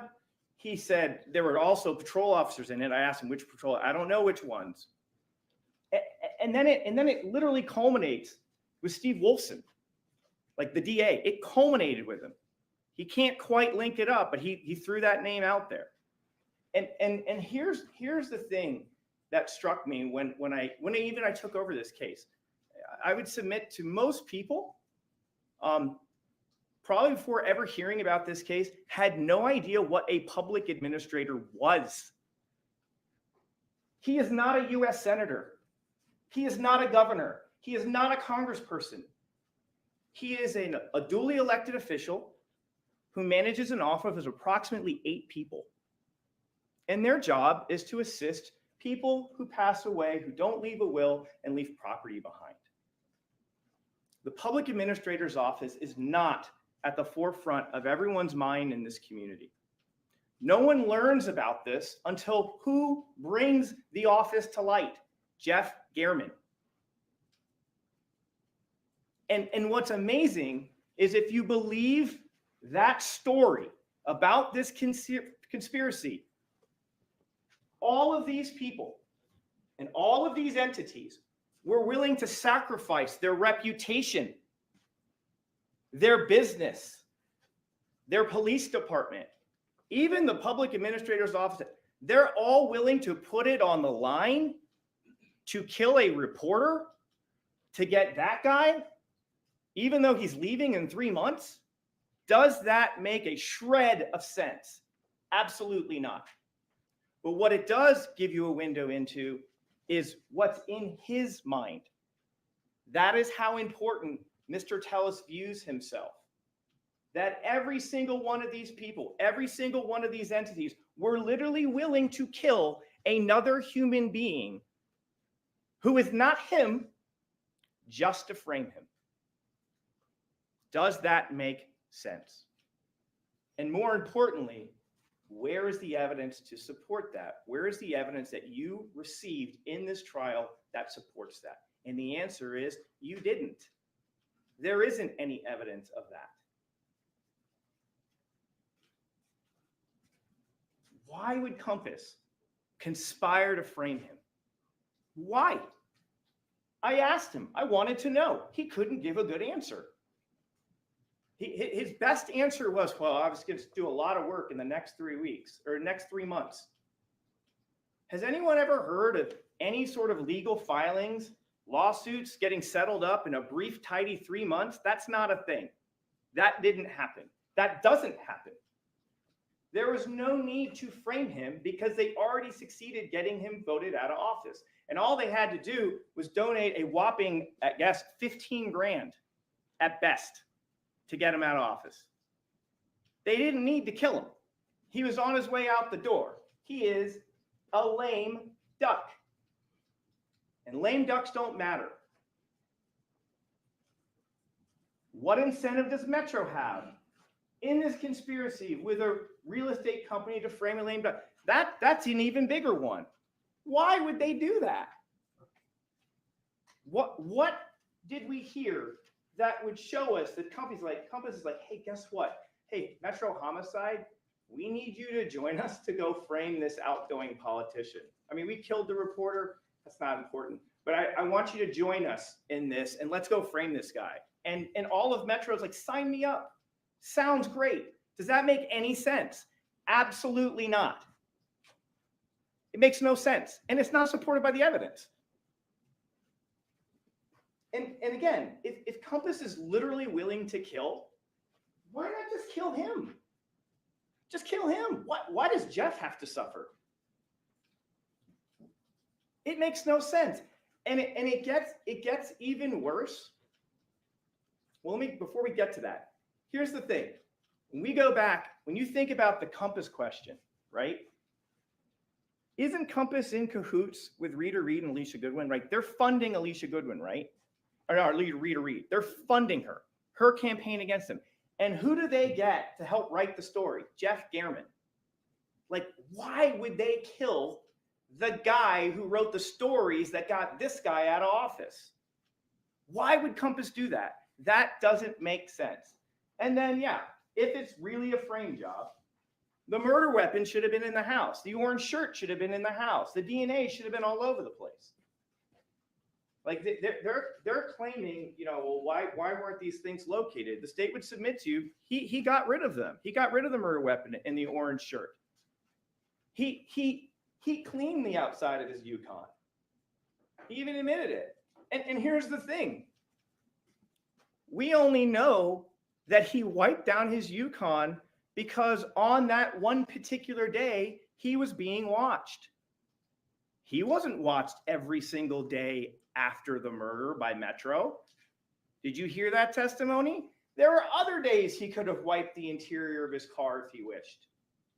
And I've always thought about the shoes. Like the shoes to me was kind of an interesting one. My co-counsel's right. Like the only one who benefits of like chopping up the shoes is Mr. Tellis. It's this awkward amateurish way of getting kind of rid of the evidence. But I thought to myself, maybe Mr. Tellis didn't even think to like bring an extra pair of shoes. Because like what happens if he walks in and he's totally barefoot? His wife would be like, why do you have no shoes on? He probably had to bring his shoes back in. He doesn't need the orange shirt. He doesn't need the murder weapon. It is his kid's bag, right? I mean, he said that's my kid's sports bag. So like, you probably need to bring that back. Not sure what he was doing with the hat, I'll admit. But clearly he's chopping it up to try to get rid of it, just like his shoes. And why kill Jeff? Like this is the question that is so destructive to this defense. It's his writing that shines a light on his behavior. He is sought out by the co-conspirators to do this. And he admitted on the stand, one of the rare times he admits it, he admitted, yeah, his writing was the difference in the election. That's why I lost. I got that out of him. He was at least willing to concede that. But for Jeff Gehrman, he's still a public administrator. His writing is why the defendant is out of the job. And therefore, under this theory, he's got to be the one who's killed. That's his reward. He's collateral damage. Like, really? Rita and Alicia are like, sorry, Jeff, you got to go. It's been really nice. Thanks for the help, but you're out now. We got to clean up loose. I mean, is that really what's being suggested here? And the answer is that is what he's suggesting. But it defies common sense, and it's not supported by the evidence. And here's the other thing. Jeff's putting together a fifth article. And now what we can tell from the records, it's just about Roberta and him. It's the salacious stuff. So who in this realm, if you think about everyone in the conspiracy, and you think about Mr. Tellis, who is the one that wouldn't want another article written about him engaging in an affair? You think Derek Jappy cares? Cliff Mogg? Adam Fenn? No, it's him. He's the only one that would have a stake in making sure that article never got written. No one in the conspiracy would want to prevent that coming out. especially not the Rita Reeds and the Alicia Goodwins. If they want that exposed, I mean, they went to have that exposed. They wouldn't want that being not put out. And I'm sure Compass Realty wouldn't either. I'm sure they would wanted him discredited. Like another article would in theory be great. They wouldn't have killed him. And then we have his walk. Like he's got a little hitch in his getup where he kind of leans to this one side. You can kind of see it. There's something that is about his little walk. And look, you don't have to take my word for it. You can evaluate whether you think what Zach and Christy had to say about it. They've hung out with him. They've walked with him. They thought, and think about how they saw it. They were like, man, they kind of knew the background between Gehrman and Tellis. And they were like, wouldn't that be funny if that was him? He's got those same goofy gray shoes. Like that was the thing. Like they noticed the shoes, which I think is really interesting, you know? But they don't act on it at first. But it's only when they see the Yukon that they kind of flip out and they're like, well, we probably should call on this. The only other person who came and said that wasn't him is Nicole. And listen, you'll have all of Nicole's text. The state would submit to you that, look, there is no doubt she has a kinship to Mr. Tellis. You can see it in the text messages. You can see it. You can go read through them. The state would submit she has a bias. And like, she cares about him. And I think he was probably good to her in the office, which is understandable. But look, you can judge it on your own. You can judge the testimony of those other people. You can make that call for yourself. But I would submit to you, when you look at this, think about all the other evidence in the case. Think about all the other evidence, the motive, the physical things found in his house, his DNA underneath the nails. When looking at this and being like, is that him? And the state would submit to you when you put all that together and you watch this video, absolutely, it's him. Professional killer versus amateur killer. Mr. Tellis would like you to believe that this was an assassin with combat training. You know, the state would submit to you, you don't need combat training to stab people. You don't have to go to knife school. You don't have to do that. If you're angry enough, you can stab people pretty good. If you got enough hate in your heart, you can really go at people.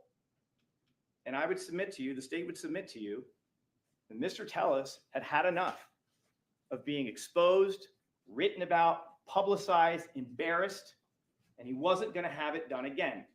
Because at this point, the state would submit, Gehrman had taken everything from him. Everything that he worked for. He worked his way up through law school. He got himself elected, and this guy took it all from him. And so he wanted to take something from Jeff, and that was his life. Professional assassins don't use their personal vehicles. They don't use their personal phones or work computers to conduct reconnaissance. They don't wear attention-grabbing outfits. They don't flee the scene and then double back to pull right up to a murder scene to look for possibly dropped evidence. And they don't leave items of clothing or apparel they use in the murder inside their own house. Professionals don't do that. The state would submit to you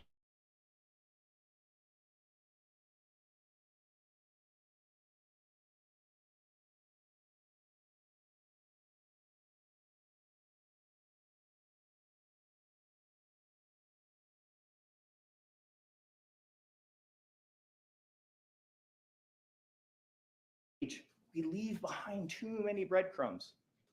And when you're not a professional and you are an amateur, you tend to make mistakes. And that's what he did. For example, really smart idea. He knew about IDI Core. Hey, I've got a really easy way to look up personal identifying information on people. I'll use my work computer. But what does he not realize? That we can, as the police, download the computer and literally see your keystrokes. How could he have known that? He wouldn't.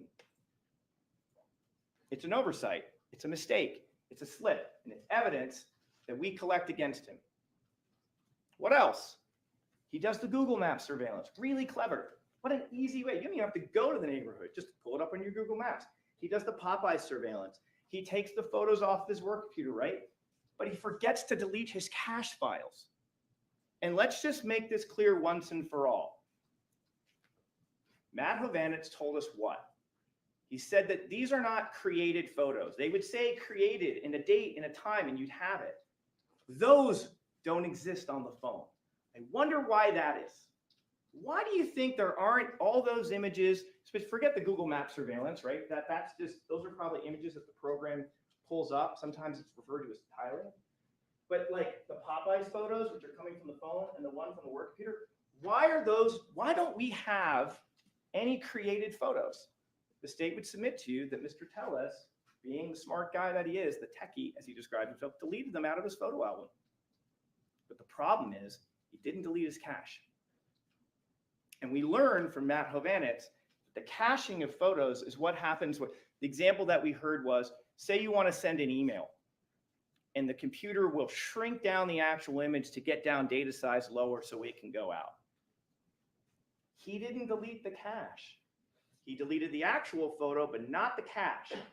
And so those dates tell us that essentially in the month of October, he is doing all of these things. He tried to get rid of it. He couldn't get rid of all of it because he's an amateur. He conducts reconnaissance in August, but doesn't realize that the police are going to acquire the 8.8 email about the public records request, right? Like, did he really, maybe he probably didn't realize that we would go into the PA's office and say, hey, we want what communications are out there, and we get the email. Now we understand the significance of why these things are all happening in August, because we get the email. You didn't account for that. Here's another thing. He shut off all his location services in August, but doesn't realize it's going to stick out like a sore thumb during a location services analysis. And here's the crazy part. His expert gave it to us. His expert said, I have 13 years of location data on this phone, but for the month of August, it's a 0. It's a bagel. Why? Why that month? Because it's right. It's when he's planning the killing. He knows he's going to those spots. He doesn't want to be tracked. He's no dummy. He's smart. But the problem is that is an electronic breadcrumb. An entire month, no location data at all for anywhere that he traveled. That was the testimony of his witness. And he didn't claim that that information was hacked or compromised. What else? He decides to wear gray Nikes, but forgets to delete the shoes off his phone. And then he fails to get rid of the shoes in time by the time the cops do the search at his house. Maybe life just kind of gets in the way, right? He's maybe doing it late at night when the kids are asleep and his wife's, doing a little, I don't know where he's planning on sprinkling the bits of the shoe, but like clearly he wants to do that to shrink it and maybe it's harder to find. Like he's putting it in a place that only he would find it, like underneath the recliner. And like he can't account for like the one random photo where like his murdering shoes are right there when he's out rock climbing. Like he can't plan for that. And all the hundreds or thousands of images are there. He can't plan for that. Creates the disguise of the construction worker, but doesn't account potentially for an interaction. And then again, he leaves his phone at home, which is smart, right? So we don't see the movement of the phone kind of going with the Yukon, right?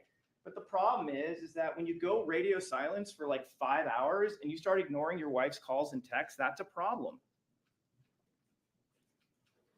And then, great example. He gets up here and he tells us the whole story about the chicken fried rice. He was so happy to share that story. I was making my daughter lunch because she doesn't eat the school lunches, and I cut the tip off and I started bleeding. So I went and got the super glue and I cut it and it got blood. And so that's why the DNA, that's the one time he was fine with DNA. But like, he doesn't realize that all we have to do is start checking it. Is there a Google recipe for chicken fried rice on your phone? And there wasn't. Because that's what he said he was doing. He didn't just say I was making a meal. He specified how he was doing it. He was like using a recipe. And that's the most logical place you would do it. People are not bringing their desktop computers and putting it in their kitchen when they're cooking fried rice. Like that's not how that's going down. Like he was, if that their story was true, and we've submitted as not, because it's not there in the phone, he probably would have sat there with his phone on the counter, hit the YouTube or the Google recipe, and then he's working. So it should be there. But it's not. because that was something used to explain why in the world would my DNA be on the scissors. Again, another example. He goes to great lengths to park down the street. And then it all goes down the drain when he leaves because he realizes, oh, I probably forgot something. So he wheels back and parks right in front of the house. That's a huge mistake. It's an amateur mistake. Here's another one, and I just noticed it while watching it. He left the garage door open. If you watch the video after he does the killing, he walks away, the garage door is totally open. And then when he drives back and he gets out, he has two opportunities to close the door. What did we learn about what prompts the neighbors to worry about Jeff? It's the garage door. The hitman, the assassin shuts that garage door, but not an amateur like Mr. Tellis, because in the panic of the moment, he's just like, I got to get out of here as quickly as possible. It's a slip. It's a small slip, but it's reflective of who we're dealing with. And then he forgets to get rid of the hat. He forgets to get rid of the bag. He forgets to wipe his phone entirely. Next time, factory reset, full factory reset. Hopefully that'll clear it all. Probably be up in the cloud. But the point is, he doesn't do the things he needs to do. They're amateur mistakes. It happens. That's why it's hard to pull off the perfect murder in the digital age. And about that gray bag, the defendant told us on the stand he'd like to think he wouldn't have removed his children's basketball and football to use it in a murder. Remember that? And there's the bag. And there's the bag. And there it is. And the defense in his closing arguments said, we submit that there's sawdust inside the bag. Well, let's take a closer look at the sawdust. See that bag? Let's take a closer look. Remember the big sun hat? Is that sawdust? Doesn't look like little chopped up little bits. Looks more longer and rectangular and flat. Here's the hat. Here are those bits, long and rectangular. The state would submit to you, he put his chopped up hat in that bag and then transferred the bag into the Sprouts bag, put the basketball and the football back inside. That is not sawdust. I want to touch on some things that were brought up in closing argument. That Garen's DNA is the only one at the scene. Well, our response is, well, his DNA is underneath Garen's nails. So that's a huge problem. Not in his vehicle or in his clothing. He got rid of his clothing. We'd submit he cleaned his car. He also wasn't surveilled 24 hours a day. There was no positive ID from him at the scene. And that is correct. And listen, that's why we have this instruction about direct and circumstantial evidence. Because in Nevada, the law doesn't make a difference between the two. You can weigh it as you wish. Some cases have incredibly powerful examples of circumstantial evidence. Sometimes you've got a combination of both. Sometimes it's all direct. But there's tons of direct evidence, like him in the Yukon, like that's to be tracked from literally silk tassel all the way to his house and then all the way back is incredible. You heard about how many officers it took to track and go business to business to business to business. That's direct evidence. You've got the circumstantial evidence of his DNA. You've got the shoes with his DNA in it that's chopped up. You've got the hat. You have the surveillance in the phone. You have the whole motive laid out from the articles. I mean, okay, you're right. We didn't have Mr. Tellis stab Mr. Gehrman. You're right. But we got a whole lot of other evidence. There's no surveillance of Tellis exiting his home. You've heard testimony about it repeatedly. There wasn't cameras in the area. We just have surveillance of the street that's perpendicular to his driveway. And I thought I had pulled up, maybe I didn't, I apologize. I tried to put the image of that, but I want to address that. It might be still in here.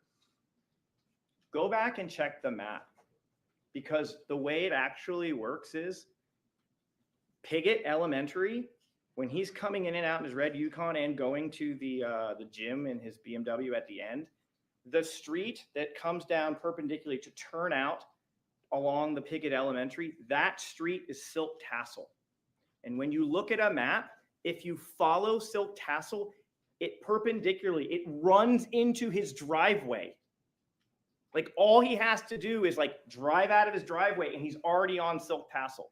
So you're right. Like we don't have him getting out of his car from his driveway, but we literally have the only street he needs to take to get to Pickett Elementary. It is not streets and streets and streets. It's the street before his driveway. There's the argument, well, Metro makes mistakes. There's that deletion of a traffic. Well, as I've just pointed out, Telus made a ton of mistakes himself. So we will own that, you know, on one traffic stop, we didn't mark a proper event number. And you can give it whatever weight you want. Telus cutting himself while cooking. You know, again, we've talked about the chicken fried rice thing. That's not backed up. Wouldn't there be blood from the cut? Not necessarily. What if he had gloves on? And he's kind of cutting his tip. It may not be pouring everywhere. And again, look at that scene. The majority of the blood of Mr. Gehrman is actually just kind of pooling from where he's resting. It's not splattered all over the house walls. It's not that type of scene. I mean, Gehrman's shoes are such a good example of that. Like he's the guy who gets killed. He's the one stabbed 11 times and his shoes are relatively clean. And he's not doing a lot of walking. A lack of responses to junk messages. That's true, but there are work messages he's not responding to, and his wife is reaching out to him, and he ain't responding for hours. That's a problem. That's a problem for him. Especially, go look at, when you're not in the murder window, go look at the communications. So like when his daughter reaches out to him in the morning, he responds like that. No issue. Like at 3 o'clock or so, or 2:30, when Tonya, his ex-wife, responds with a question about the kids, he responds immediately. And what did he tell us on the stand? What did he tell us on the stand about being at Summerlin Area Command? What was his big worry? My family doesn't know where I am. I was so worried about being detained there because I couldn't reach out to my family, because that was the most important thing. And what do we know on the day of the murder in the murder window? His wife wants to know where he is, and he's not telling her. That is significant, because his pattern is, when you look outside the murder window, he promptly responds to family members about family matters. But he goes silent with his wife when he's literally in Mr. Gehrman's neighborhood. And another thing, remember his face when I showed him the Apple photo for the first time? If anybody remembers, store that one away. Because he was very comfortable on direct talking about the timeline.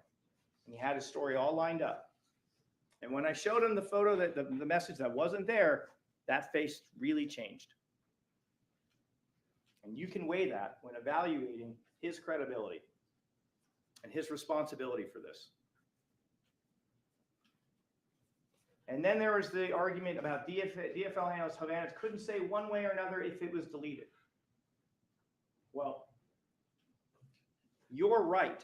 He's like, I can't definitively say it. What he does say is, I mean, I can see from the photos, the message is there. I can see in the timeline, it's not there. Sometimes there are situations where people delete things deliberately and it's marked as deleted, so it'll appear in an extraction report. But sometimes people delete messages and it's not. But he can't definitively say for certain. So I would submit this to you, ladies and gentlemen. Look at all the surrounding evidence in the case. And then you can reach a conclusion about this. Because, ladies and gentlemen, circumstantial evidence is a chain of facts that lead you ultimately to a conclusion. It's like connecting the dots.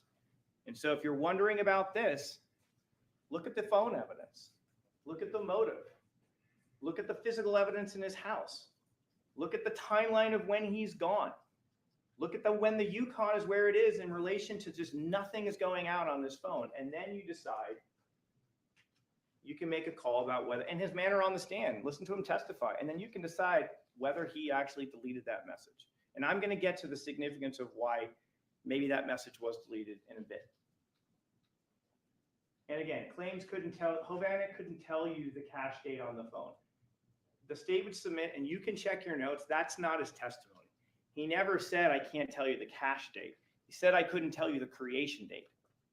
He said, the cache date is something different. That's what the report is showing me. That's the last time this image interacted with the phone. So that's the time that those smaller images are interacting with those phones, all those dates in August. Not bagging the hands. And that was an argument being made. Like, no one could tell us exactly. So I would say, what means what? Has there been testimony that the DNA evidence was compromised? There was no evidence of that. What is being asked of you? You're being asked to speculate. And you have an instruction on reasonable doubt. And reasonable doubt must be actual, not mere possibility or speculation. Speculation doesn't get you there. It's improper to speculate. Ah, here it is. I knew I didn't forget it. Colin was streets away from his home. That's not correct. That's his house. This is the road. When you're watching that Yukon come in and out, and his BMW coming out, this is what you're seeing. So you're right. We didn't get any homes in this area with camera footage. But we got about 5 miles worth other than that.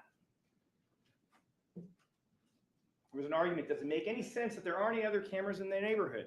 And my response would be, did you see Mog's presentation? Does this appear to be a case of Metro's not interested in collecting video? There's like 28 sources. The state would submit to you, if there was a camera that was working, that was closer to his house, they would have gotten it, and we would have wanted it. And then there was the video that they showed of this other car, right, with someone presumably with hair and glasses. The state would encourage you, by all means, go compare it to the rest of the videos. Compare it to the rest of the videos. And compare it with all the other evidence, and then you get to weigh it. Because we did hear from Mr. Martinez. What did he also say was going on in that neighborhood? There was a 7-day-a-week, 24-hour construction project where they're repairing a sewer line. I asked Mr. Martinez, what did you guys wear? We wore orange things, right? And in that video of that car, there's someone in an orange thing. Is it possible that that's one of the workers from the sewage project? He seemed to be coming down the road in that first video. He's coming from the road where Mr. Martinez said he was waving people off. Remember? Martinez said, I saw that when we saw the first video, right, of the car approaching and the white truck pulls up, he said he was going out there to tell that person, you can't come down this other way. And the video that the defense shows you shows a car coming from that other way. And if we marry the testimony of Mr. Martinez, the state would submit that's the construction area. In all likelihood, that's just another worker. But you get to weigh it. You get to weigh it with everything else.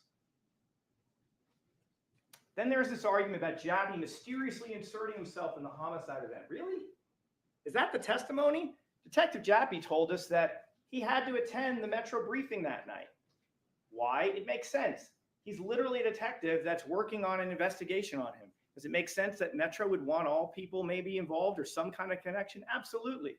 But did you really hear a situation where he was injecting himself into Justine Gaddis's investigation? The answer is no. Detective Gaddis talked about contacting him from time to time, and when contacted, he either met the person or responded, but there really isn't any evidence of him interfering with an investigation. And then here's the other thing. There's testimony from a CSA saying he was taking his own photos and collecting his own evidence. What is the significance of this?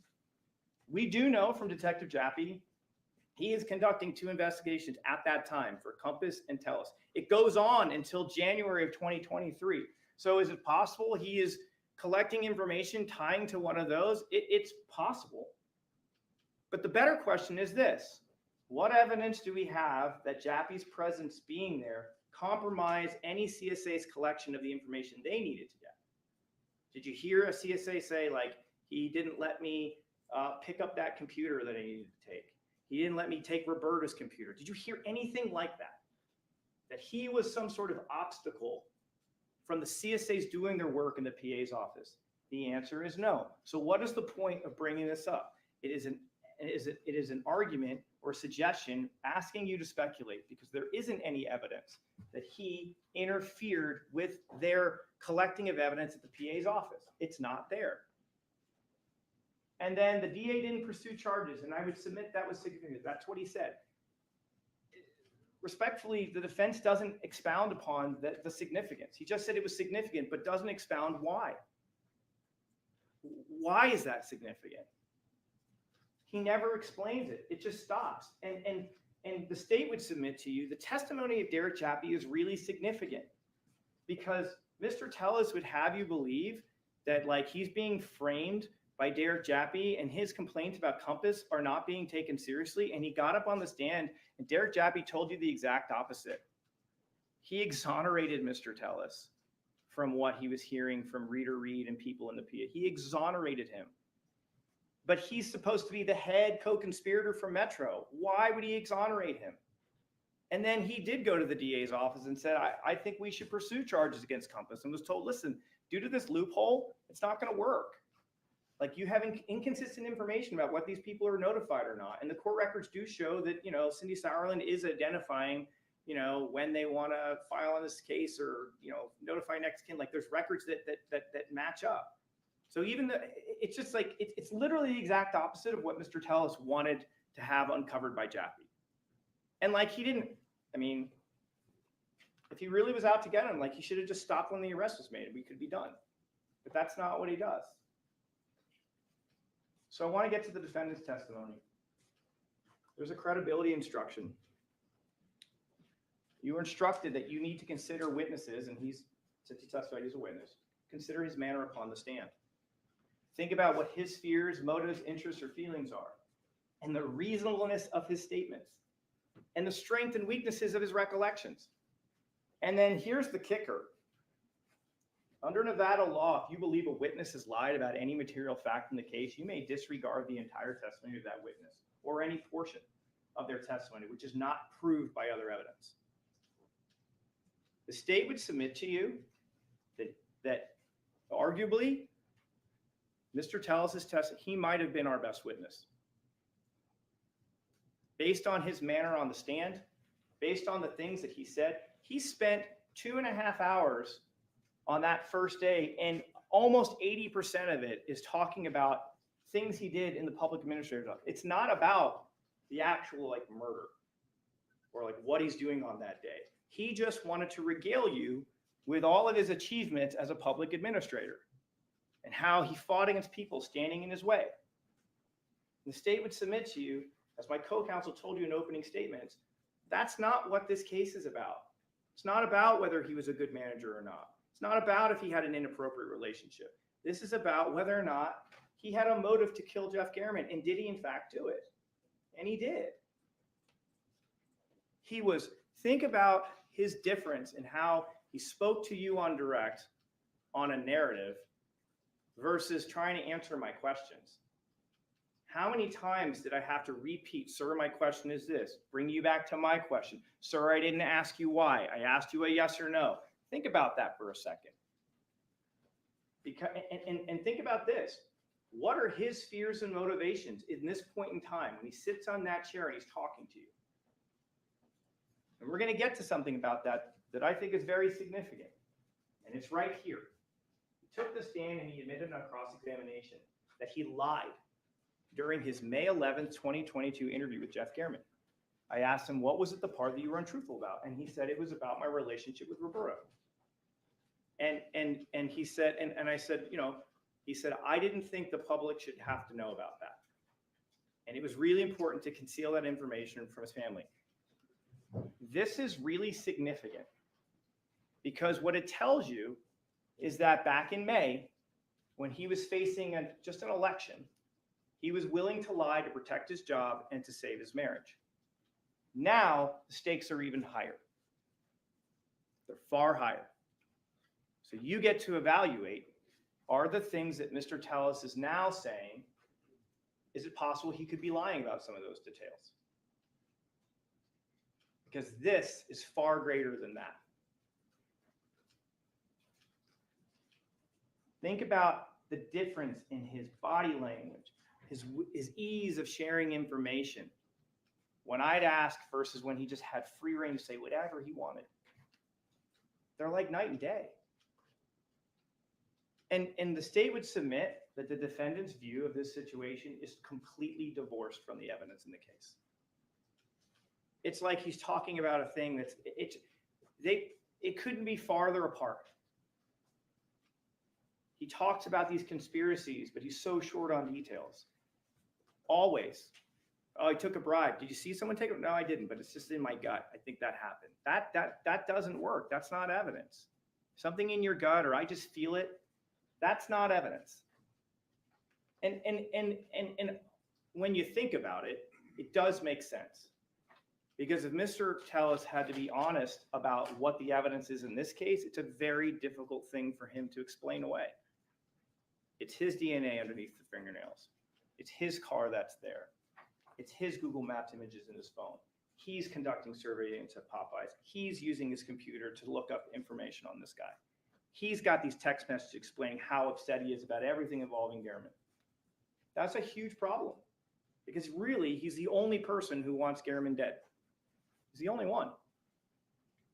And really, this was kind of in my mind what jumps out to me. It's like a because I said so. Like when I pressed him on things, like why is this? Why is this?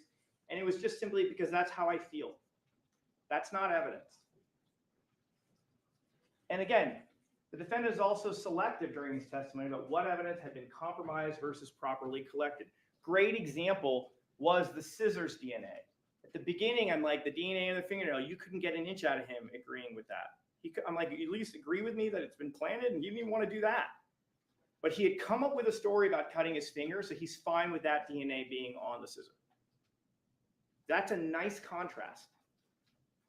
And he picked and chose, and you can check your notes on that. But that to me is really significant because he was fine talking about certain pieces of evidence that he thought was good.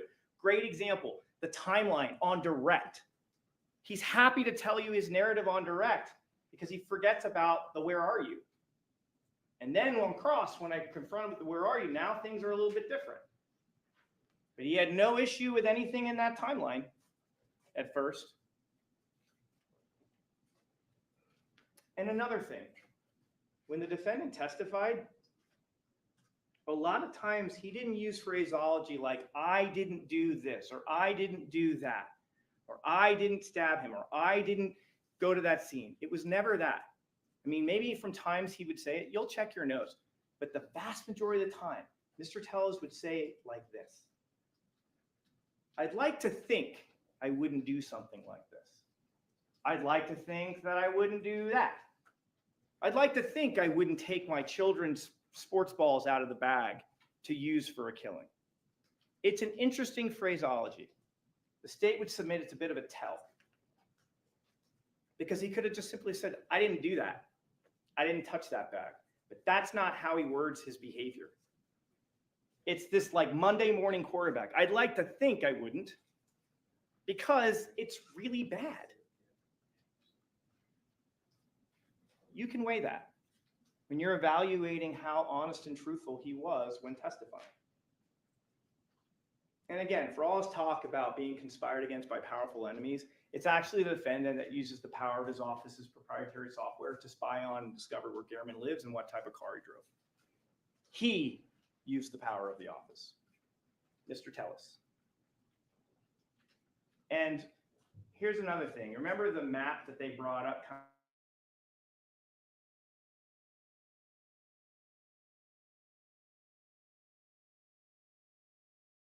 Those reports out of Axiom from the work computer aren't converted for UTC time. So he was trying to use it to say, like, I couldn't have done this at this certain time. It's not UTC converted. And then we get to where are you?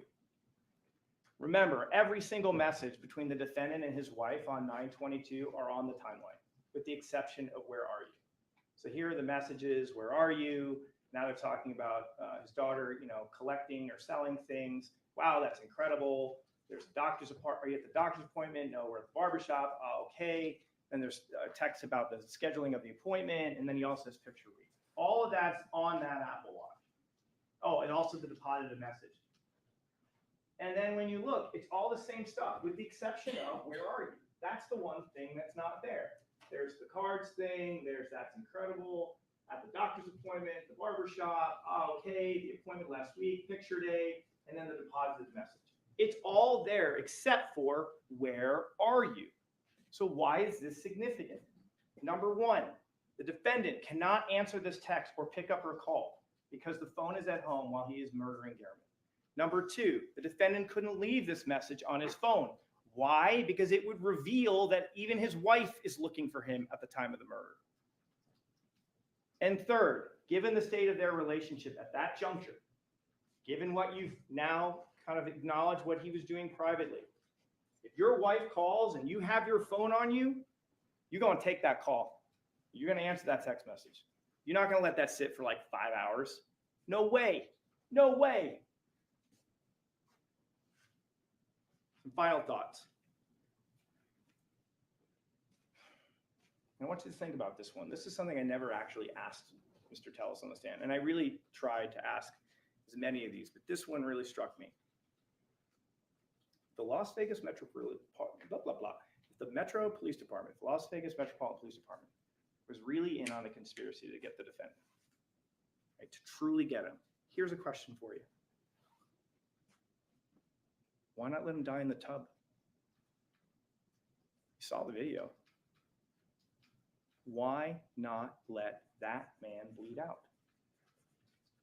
You had your opportunity, and yet they don't take it. Mr. Tellis's life is saved that day. And who ends up saving his life? Why, it's none other than the head conspirator from the Las Vegas Metropolitan Police Department. It's Detective Derek Jappy. He testified that he spent 2 hours on the phone talking him off this ledge. 2 hours. And then you got to watch the footage. They saved his life. If the conspiracy is really true, Derek Jappy doesn't do that. Metro doesn't do that. They literally let him bleed out. But that didn't happen. And the reason is, ladies and gentlemen, is because there never was a conspiracy. You made a commitment when we did voir dire to follow the law. The law in this case is abundantly clear. These three theories of liability are abundantly clear. He is guilty beyond a reasonable doubt on all three theories, and it's not close. And so we ask you to follow the law and follow the evidence. Do not speculate, but follow the evidence. As my co-counsel brought up, in the end, this is not a case about politics. It's not about alleged inappropriate relationships. It's not about who's a good boss or who's a good supervisor or favoritism at work. It's just about murder. And I want to end, if I could, I want to make sure that this is working, with something that Mr. Tellis said in his interview that really struck me. And I noticed it during the opening statement. And it's this. And people just cannot get to do whatever they want. And it's just that people don't get to do whatever they want. For once, the state of Nevada is in agreement with Mr. Tellis. He doesn't get to do whatever he wants. He took the life of an individual who was simply doing his job because he didn't like how it impacted him personally. Please hold him accountable for murdering Jeff Gehrman. Thank you very much. Okay, at this time, the clerk will swear the officers in the court who will take charge of the jury panel.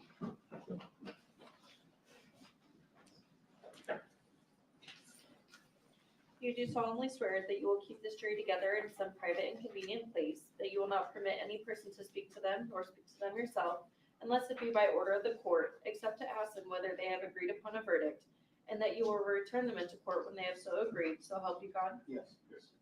Okay, at this time, ladies and gentlemen, you're going to be excused. When you go back, you're going to have lunch. After lunch, We are two alternates, Mr. Max Gross and Zachary Crayson. You will go with one of the court officers. At that time, the clerk will bring back all of the evidence and you'll begin to deliberate upon your verdict. So when you're done eating lunch, make sure Officer Hawks knows and the clerk will bring back the evidence. Thank you very much and you're excused. Thank you. All right. Correction. Yeah.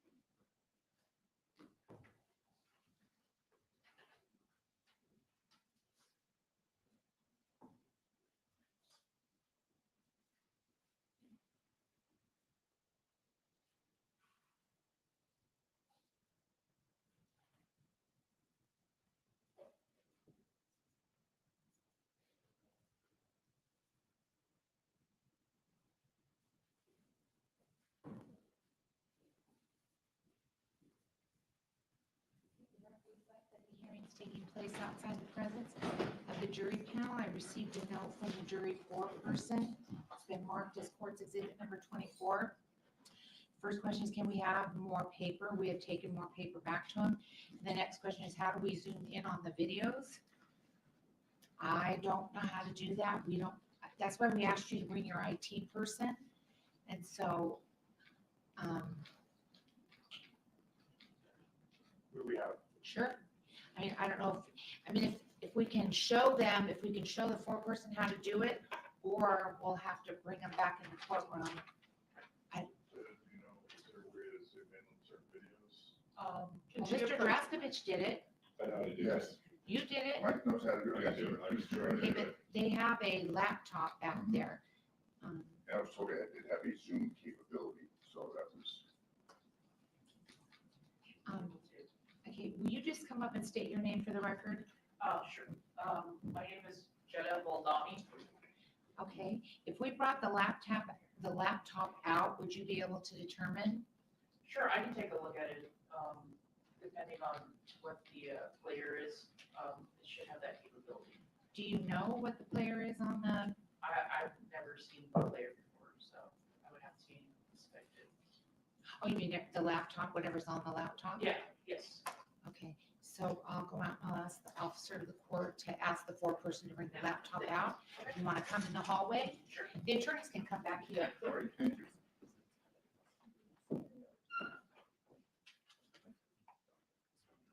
Oh, sorry.